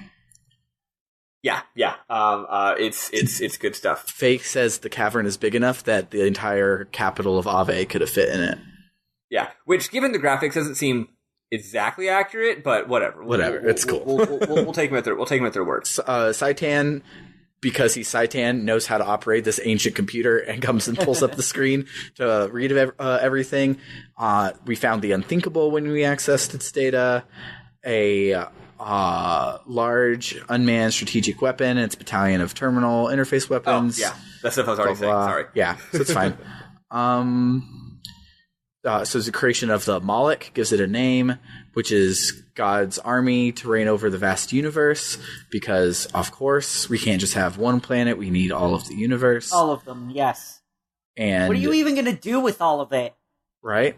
Have them. Yeah. And then he talks about the interplanetary invasion weapons, and that's what the Geisel Ministry was after, because they want to take over other planets too. And the giant rotting organism we just defeated was in fact the nucleus of the system, and it was on the verge of accessing the data of something called the Zohar, which is central neural circuit and power source controlling the entire system, from the weapons to the mothership, when suddenly he appeared and Krelian shows up. Yeah, so that's it. So I got the order wrong. You actually fight God before you find out that it was actually God, and and the plot exposition gets interrupted not by the Deus fight, but the plot exposition gets interrupted by Krelian showing up. Yeah, my bad. It's okay. There's four plot dumps, 3 boss fights, bunch of cutscenes. It's hard to keep what order straight. Do they come in? Yeah, and also again, I was very worried. I didn't want to say a plot dump that happens later. Yeah. On accident, right? Because you basically get half of it here, right? So yeah, it's like, oh yeah, I think we just killed. I guess that was God. Interesting. That's fun. And then, they were about to access the Zohar. And Zohar, if you've played Xenosaga, you're like, ding, ding, ding, that's a very important word. The Zohar is also the thing that what's her ass. That's that Adam Sandler movie, right? I was gonna say that. Oh my god. Also, the Zohar is the thing that Pyra, the thing that Pyra wears on her chest, that little gold cross thingy.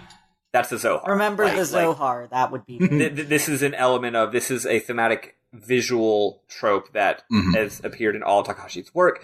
He just very clearly really feels strongly about this symbol, which is a little bit reminiscent of a Christian cross, but also it's like a mix between a Christian cross and a tau from 2001, basically. Yeah. But gold and cool looking. So they're like, it was going to access the Zohar, and the Zohar was the the neural computer network that ran the whole ship. The neural net processor.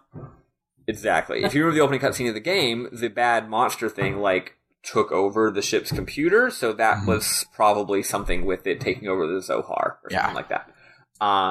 Zohar's more than that, actually, but yeah, it's sort of just a big computer. Yeah. But then Krelian captures you. So he shows up with an alpha Weltall, which probably has significance, but it doesn't say anything about it right here. Yep. It'll be significant later. Yep. He shows up and he's like, oh, they're like, let's kill him. And he's like, no, we can't kill him. We need to capture them because we don't care about Fei. We care about someone else. We need to capture a very important bird. And then he's like, a very important bird, ... quote, needed to fulfill my earnest desire. Which, if he didn't put it in quotes, I'd just be like, oh, you're the bad guy and you need her for bad guy reasons. But he puts it in quotes and I'm like, okay, well, now that sounds really creepy. Yeah, it's sexual now. You need to, quote, fulfill your, quote, desires. So he captures them and they go off to Golgora or something. It's a mistranslation of Golgotha, which is from the Bible. I forget how they actually spell it though. But yeah. There's a scene with Graf here. Let me see if it's anything important. Nope. Well, no, Graf is because this is when Weltall kicks your ass. He shows up to talk to Fei, and he just tells Fei that he sucks and isn't strong enough. Yeah. So they just take him. Yeah, they take him. Nothing important. So they take him, and then they go to what is actually the best cutscene using PS1 graphics ever made. I'm skipping ahead a little bit. Don't worry, I'll go back. Okay. He takes him to Golgotha, and when he takes him to Golgotha, first of all, it's like a hill where like the skybox is just red flame. It's just like apocalypse graphics, right? Everything is it's like on top of a volcano. Everything is black and red and fiery and the end of the world and everything. And they're all being crucified, like from the Bible, but it's not the characters being crucified; it's the robots and Snoo Snoo. And a giant Snoo Snoo. So there's these has the power to shrink. Just shrink and get out of your bonds and save the day, Snoo Snoo. What are you doing? What the fuck? Maybe they used a limiter to make him not be able to shrink. Who knows? But actually, you know what? It makes sense because remember the limiters are what made the Choo Choo small to begin with. So now that everyone's limiters have been removed, maybe he's big all the time now. I never used him in my party, so I wouldn't know. So anyway, so there's all these giant crosses, and the robots are nailed or tied or somehow affixed to the crosses in Jesus pose. And I guess the characters are just in the cockpits. Fine, just sitting there, just chilling.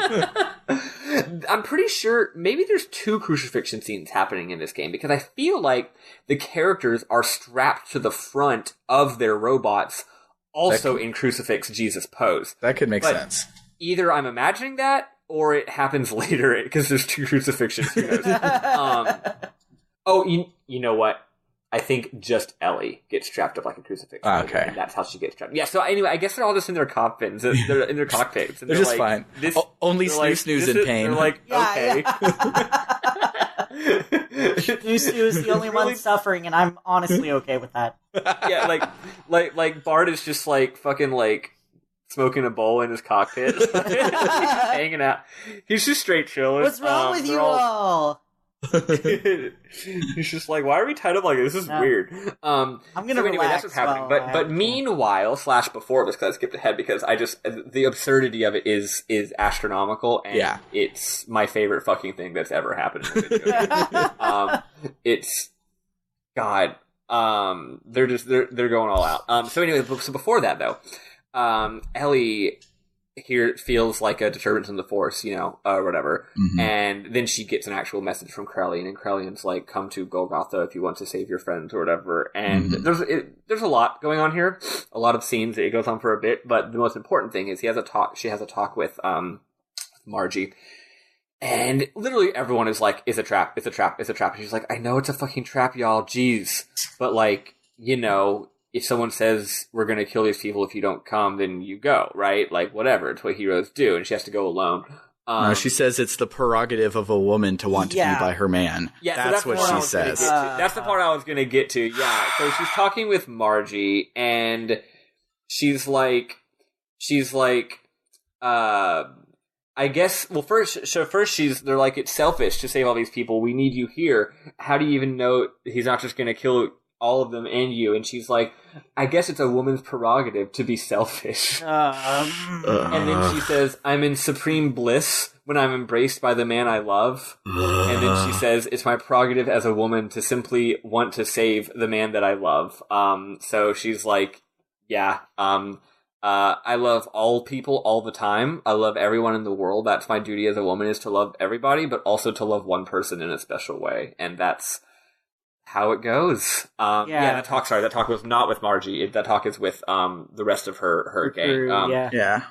I do really like how all of her crew are good guys now. It's cool. Yeah, it's that they actually we're all in this together. Even though they were assholes to her at the beginning, like they're actually loyal to her. I just love that they're on the side. I guess they're still assholes, but they're on the side of good, because everyone is. Yeah. One thing, there's no bad guys except for like the 3 actual bad guys.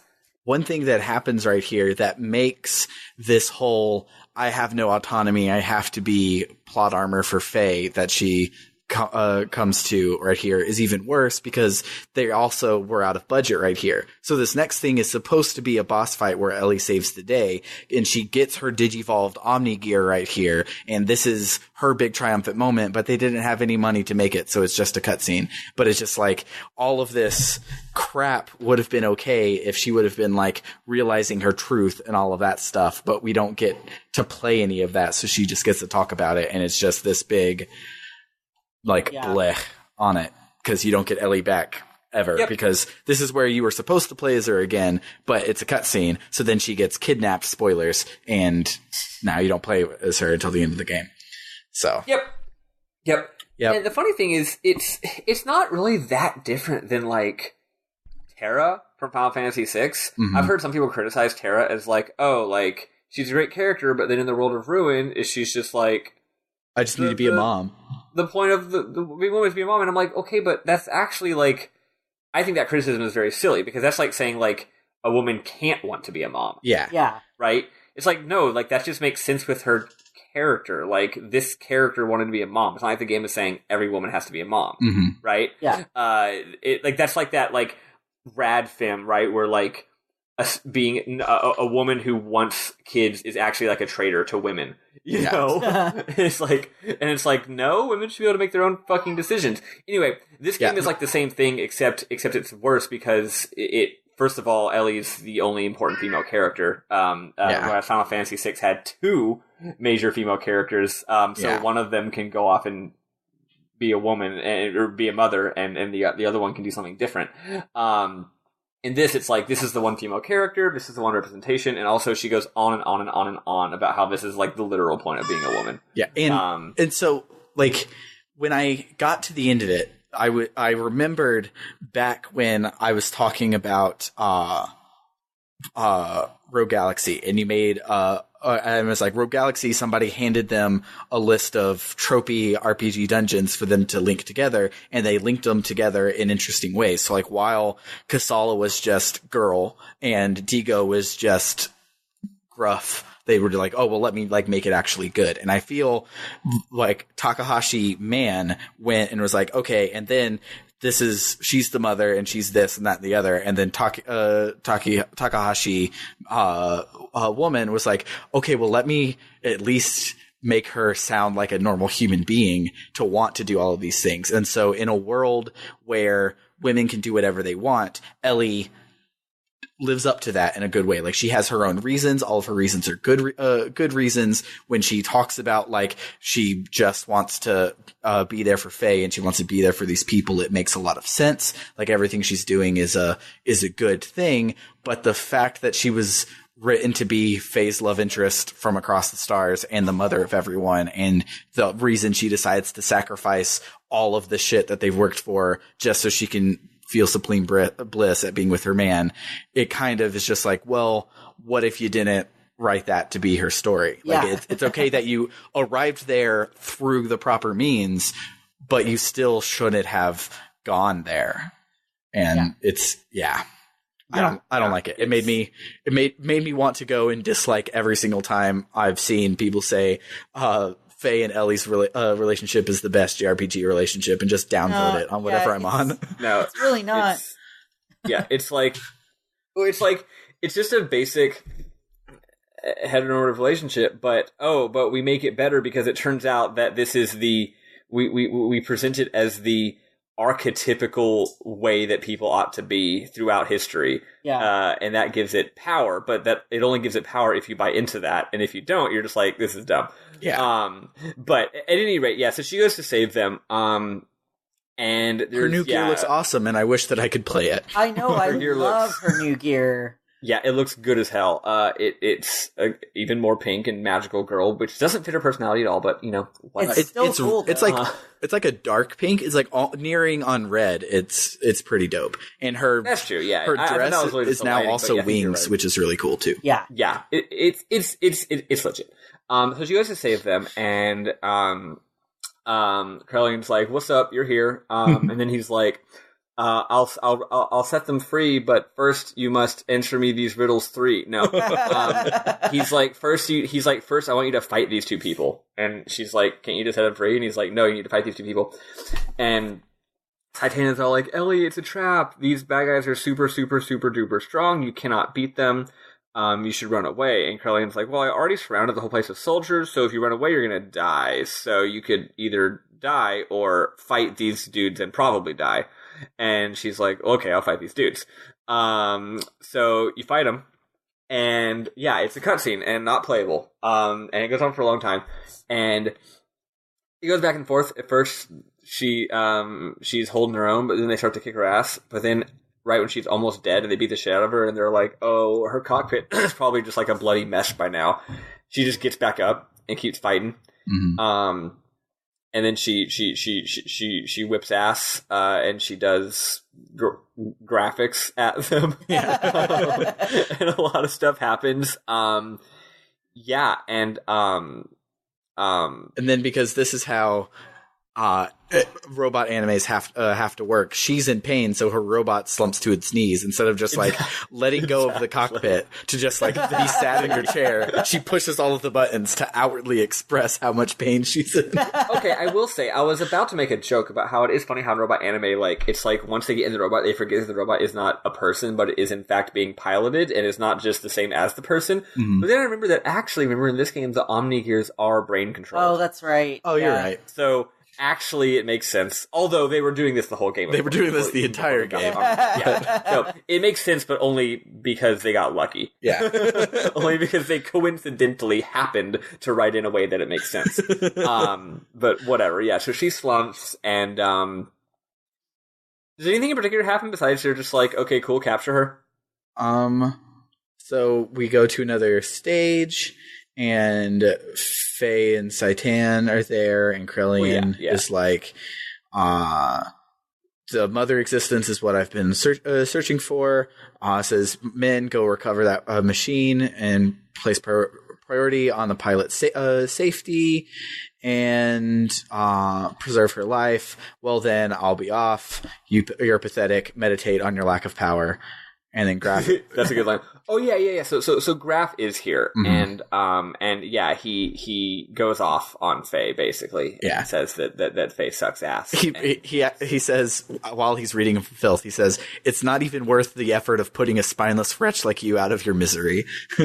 Yeah, which is funny because it's like I kind of get it. He's like, you're literally my reincarnation. Can you please be better? He's like, you're embarrassing us. Right. I thought he was going to do the whole like, do you want the power thing at this point, but he didn't. Yeah. The important thing of note here is the whole mother thing. So why did he make her fight? The reason is because Krellian clearly was wanting to like get some kind of data. So by watching Elly fight, he was wanting to figure something out. And what happens is, even though Elly does lose this fight, or she ends up being exhausted, they actually make it very clear that like she's phenomenally powerful. Like. At first she gets beat, but then she gets back up and fights more and more and more. So they're like, she gets knocked down, but then gets up again. But then gets up again, exactly. Ain't nobody gonna keep her down. I don't know if you guys are fans of early 90s wrestling as much as I am, but she Hulk Hogan's. She's like literally about to lose, and then she just like shakes, and that's her power, and then she wins. Exactly what she does. But yeah, so it's cool. So even though she does lose, the game does do a good job of being like, no, she doesn't get captured because she's weak. She gets captured because the bad guys are like all powerful at this point. She does amazingly. She's incredibly powerful. She's a hero, basically. Yeah. Which is good. I like that they do that because it helps because of how bad it is in every other way with her character. Yeah. At least it's not just like she sucks and she's a woman, she got captured, you know?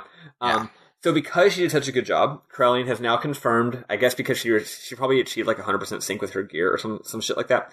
So Krellian finds out that she really is the, quote, mother that they've been looking for all along. So there's this preternatural mother they've been looking for. Oh, also at an earlier Brain Ball scene, they do refer to Miang as the mother.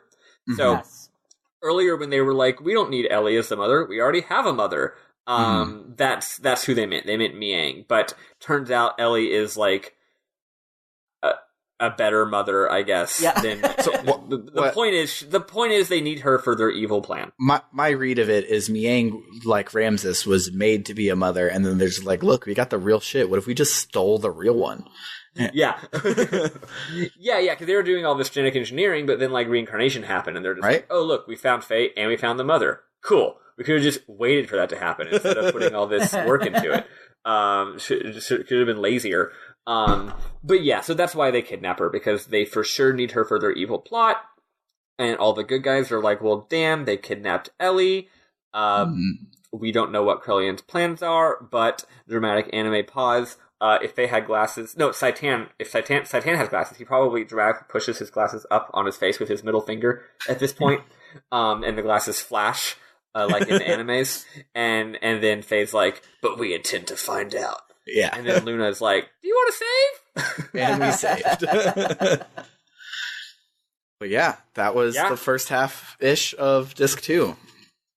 Yeah, I was thinking it was significantly more than the first half, but I also do know that at some point in this half, you actually do get to freely go on the world map.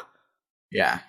At some point in this damn game. I do want to mention something to both of y'all. There is I think I mentioned this already, there is a major side quest in this game. A major optional quest, an optional dungeon. It involves Emeralda.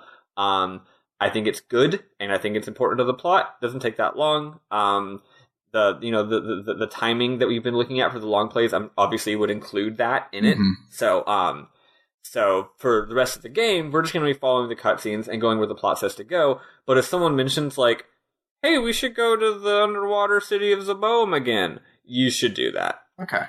I really don't think it. I'm sure it's probably like half an hour max, right? Cool. Like you go through some dinky dungeon and you see some dinky cutscenes and whatever, and then some plot shit happens. I'm almost positive it's optional, so that's why I'm mentioning it now. Oh yeah, no, it is optional because Bernard already beat the game and he didn't do it.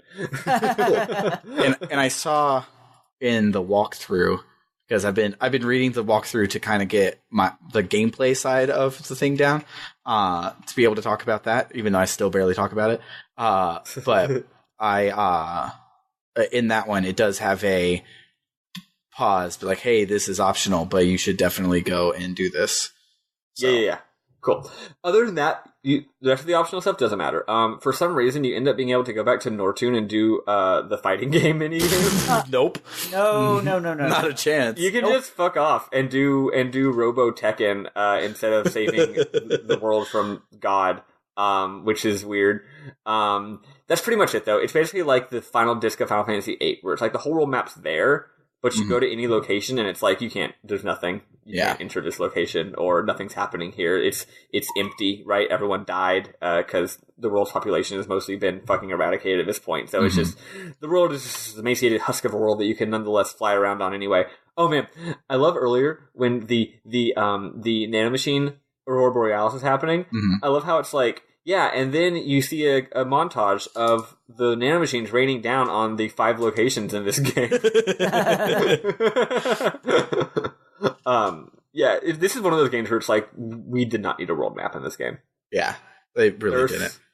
Like, the locations are big and beautiful and amazing, but that's because there's like 7 of them. Yeah. It makes the world feel so tiny and empty because it's just like, there's these whole land masses where just nothing is going on.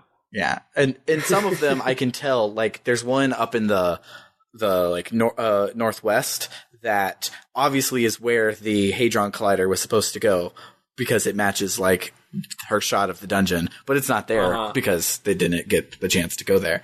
But yeah, I do think one of the conspicuously empty parts of the world map is going to have a location on it in Disc 2. Once you get able to go on the world map, you're like, oh, that's why that place was empty, because there's going to be something there later.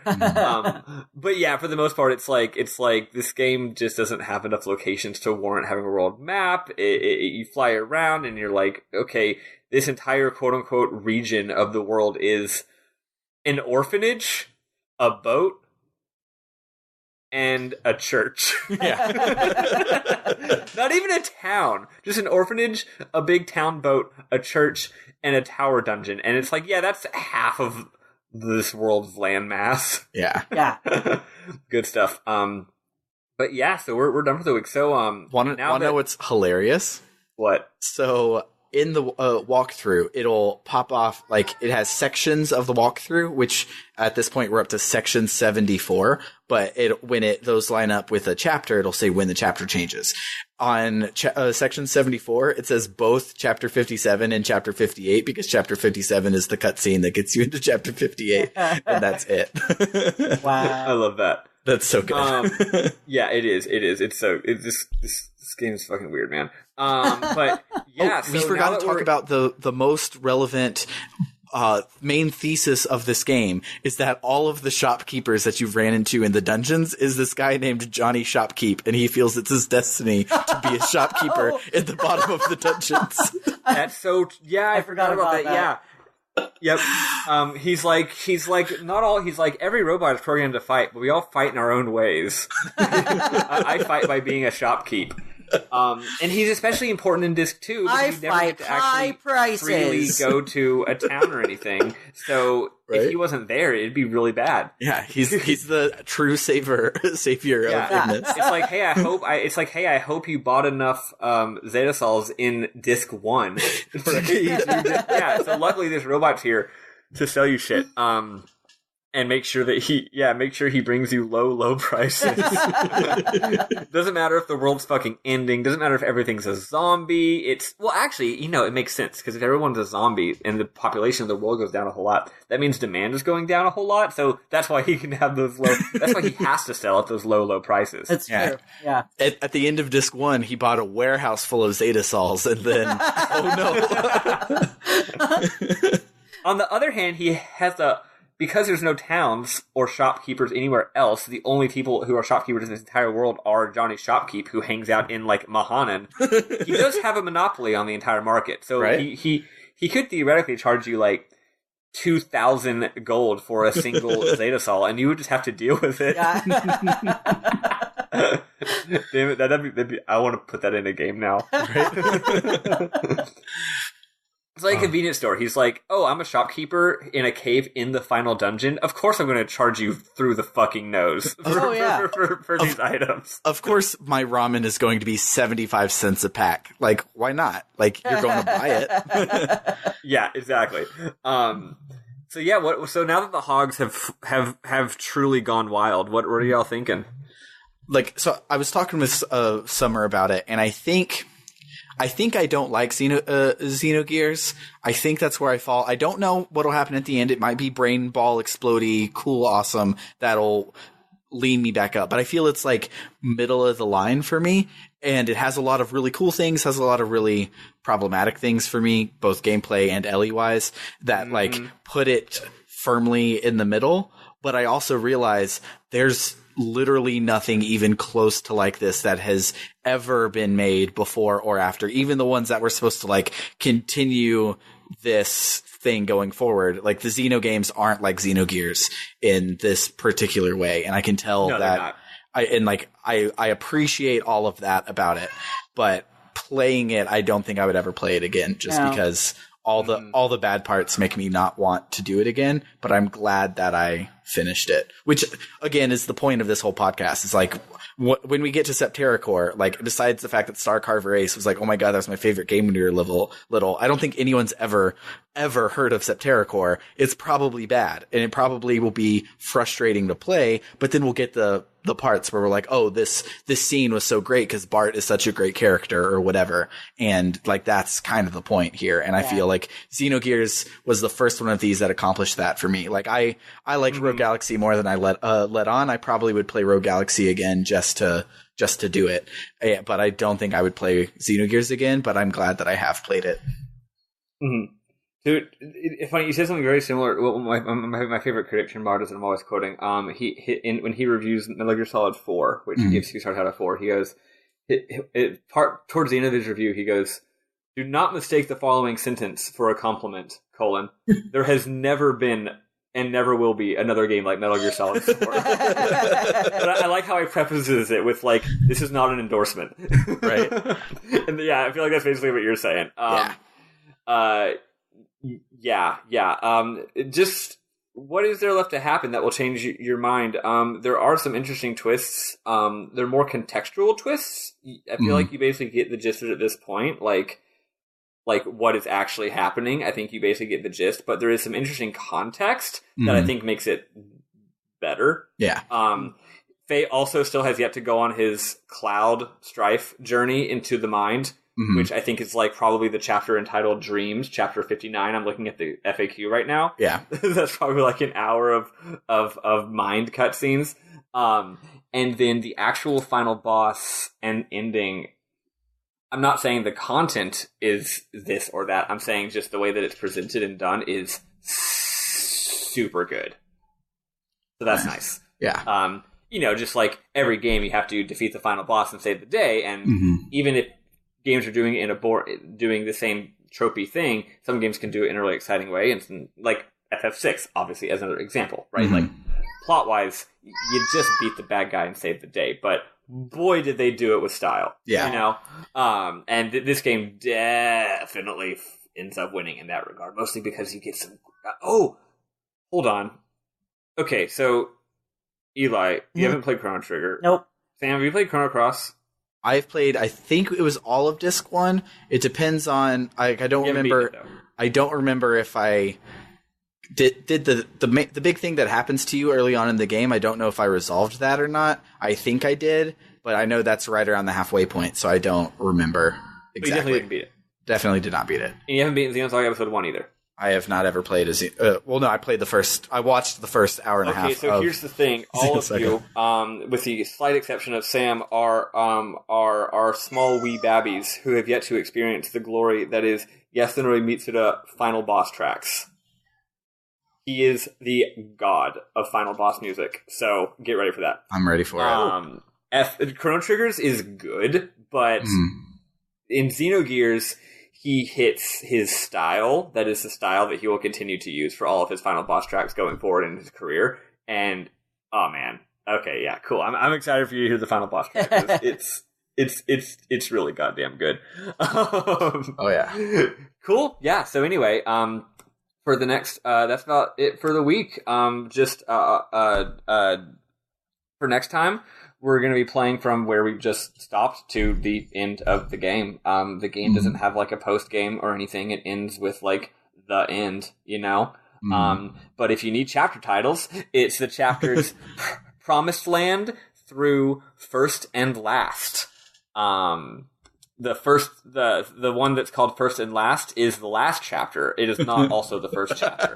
It is just the last chapter. Don't get confused.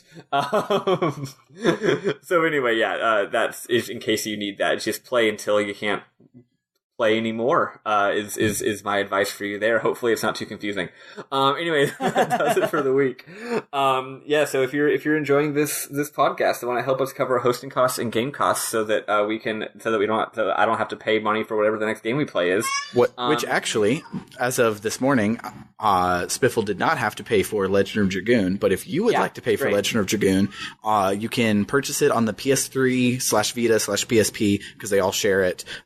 Virtual console, and it's $5, and it's a steal at $5 because it's the best game of all time. And I'm biased, don't believe me, but it's really good, well worth their $5 at the very least.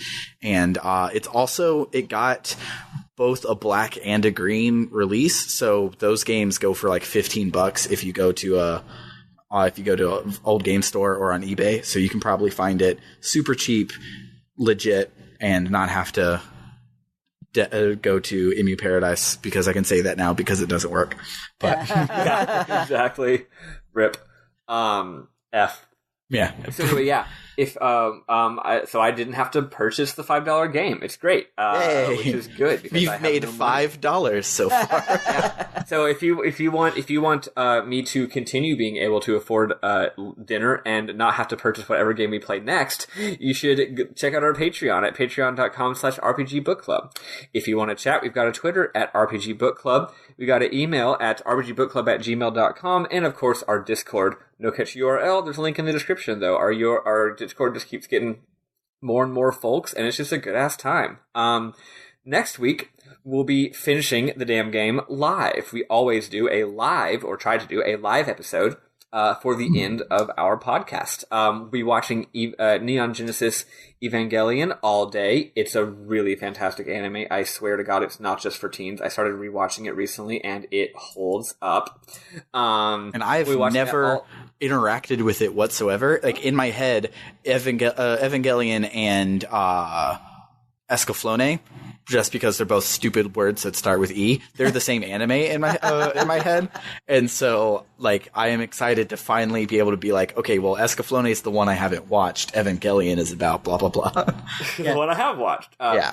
Sam, the especially for you as a film dude, the filmmaking is going to blow your damn mind. I'm so ready for it.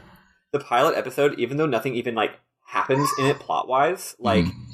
Aesthetically, like the composition and the shots and the pacing and the music, like I could watch the pilot episode. Yeah, it's really good every day. It's one of my life. It's one of the few giant robot animes that I've gotten into, and I haven't seen the whole thing. I used to watch it when it was on Adult Swim, but I really liked it. And also the voice actor for Shinji is one of my absolute favorites, Ogata Megumi, who does the voice of Sailor Uranus. Nice. And Kotono Mitsuishi is I just flipped that name around. Mitsuishi Kotono, I should say, if I'm going last name, first name. Anyway, that's Sailor Moon's voice actress, and she does a voice in there that sounds absolutely nothing like Usagi, so you wouldn't know it was her. Nice. Neat. Yeah, we'll probably be watching the dub, unfortunately, just because it's easier access for everybody. Here's the thing. I was about to say that. I know, like, I'm sure the sub is good, but the dub, okay, the voice acting is not incredible, but it is... I really feel like the dub is the best way to watch it, mostly because, obviously, I know this problem is the case with every sub, but, like, the visual aspect of it is so fucking strong, you do not want to have to look at subtitles. Like... Yeah. That's way more the case in Evangelion than other things. I know that's sometimes that's a hard sell for people, but I was actually about to butt in and be like, I lightly recommend the dub, actually. Shinji's voice is like, people make fun of it for being like annoying and whiny, and it is, but it's also like very good. I was going to be incredibly selfish and just say the dub, so if Scarlett needs to do something, I don't have to be looking at the screen. That makes sense. That makes sense. Real dad hours. Yeah. Yeah. Like I have a whole thing about subs versus dubs, and that you should support subs as often as you can, even if they're bad, and tell them to be better, because that's how anime exists. If you're cutting off the entire export market for anime, that's really bad for everybody around. But that's not my reason here. My reason here is I just want to be able to take care of my daughter and still pay attention. No, that's fair. Okay, Deb, it is. Yeah, so we'll be starting at 10 a.m. Central Time, watching around that or so, watching Evangelion all day, and I will not be participating in that because I will be working. Although maybe I'll catch the beginning. Yeah. And we'll end the evening with a live recording of our episode at a reasonable freaking hour for once. It's not going to be in the morning. 9:30 p.m. Central, which will be 7:30 p.m. for me. Right after work, I'll probably be recording at my office, which is funny. So yeah, come by, have a listen, hang out live. There might be some fun surprises. Yeah, and we're asterisk, not guaranteed to win any prizes. Oh, yeah, you know what? they're just gonna. It's perfect that we're doing that next week too, because I actually took a 4-day weekend, totally unrelated. So perfect. Yeah, nice. I'll be able to. Actually, we might have, and I'm not sure. I hope y'all know what I'm talking about. We might have 2 big surprises, actually. Oh yeah. Oh right. Yeah. Three big surprises, maybe. So maybe those asterisks aren't actually asterisks. So we're just tripping surprises, basically. Yeah. Surprise! We played Undertale.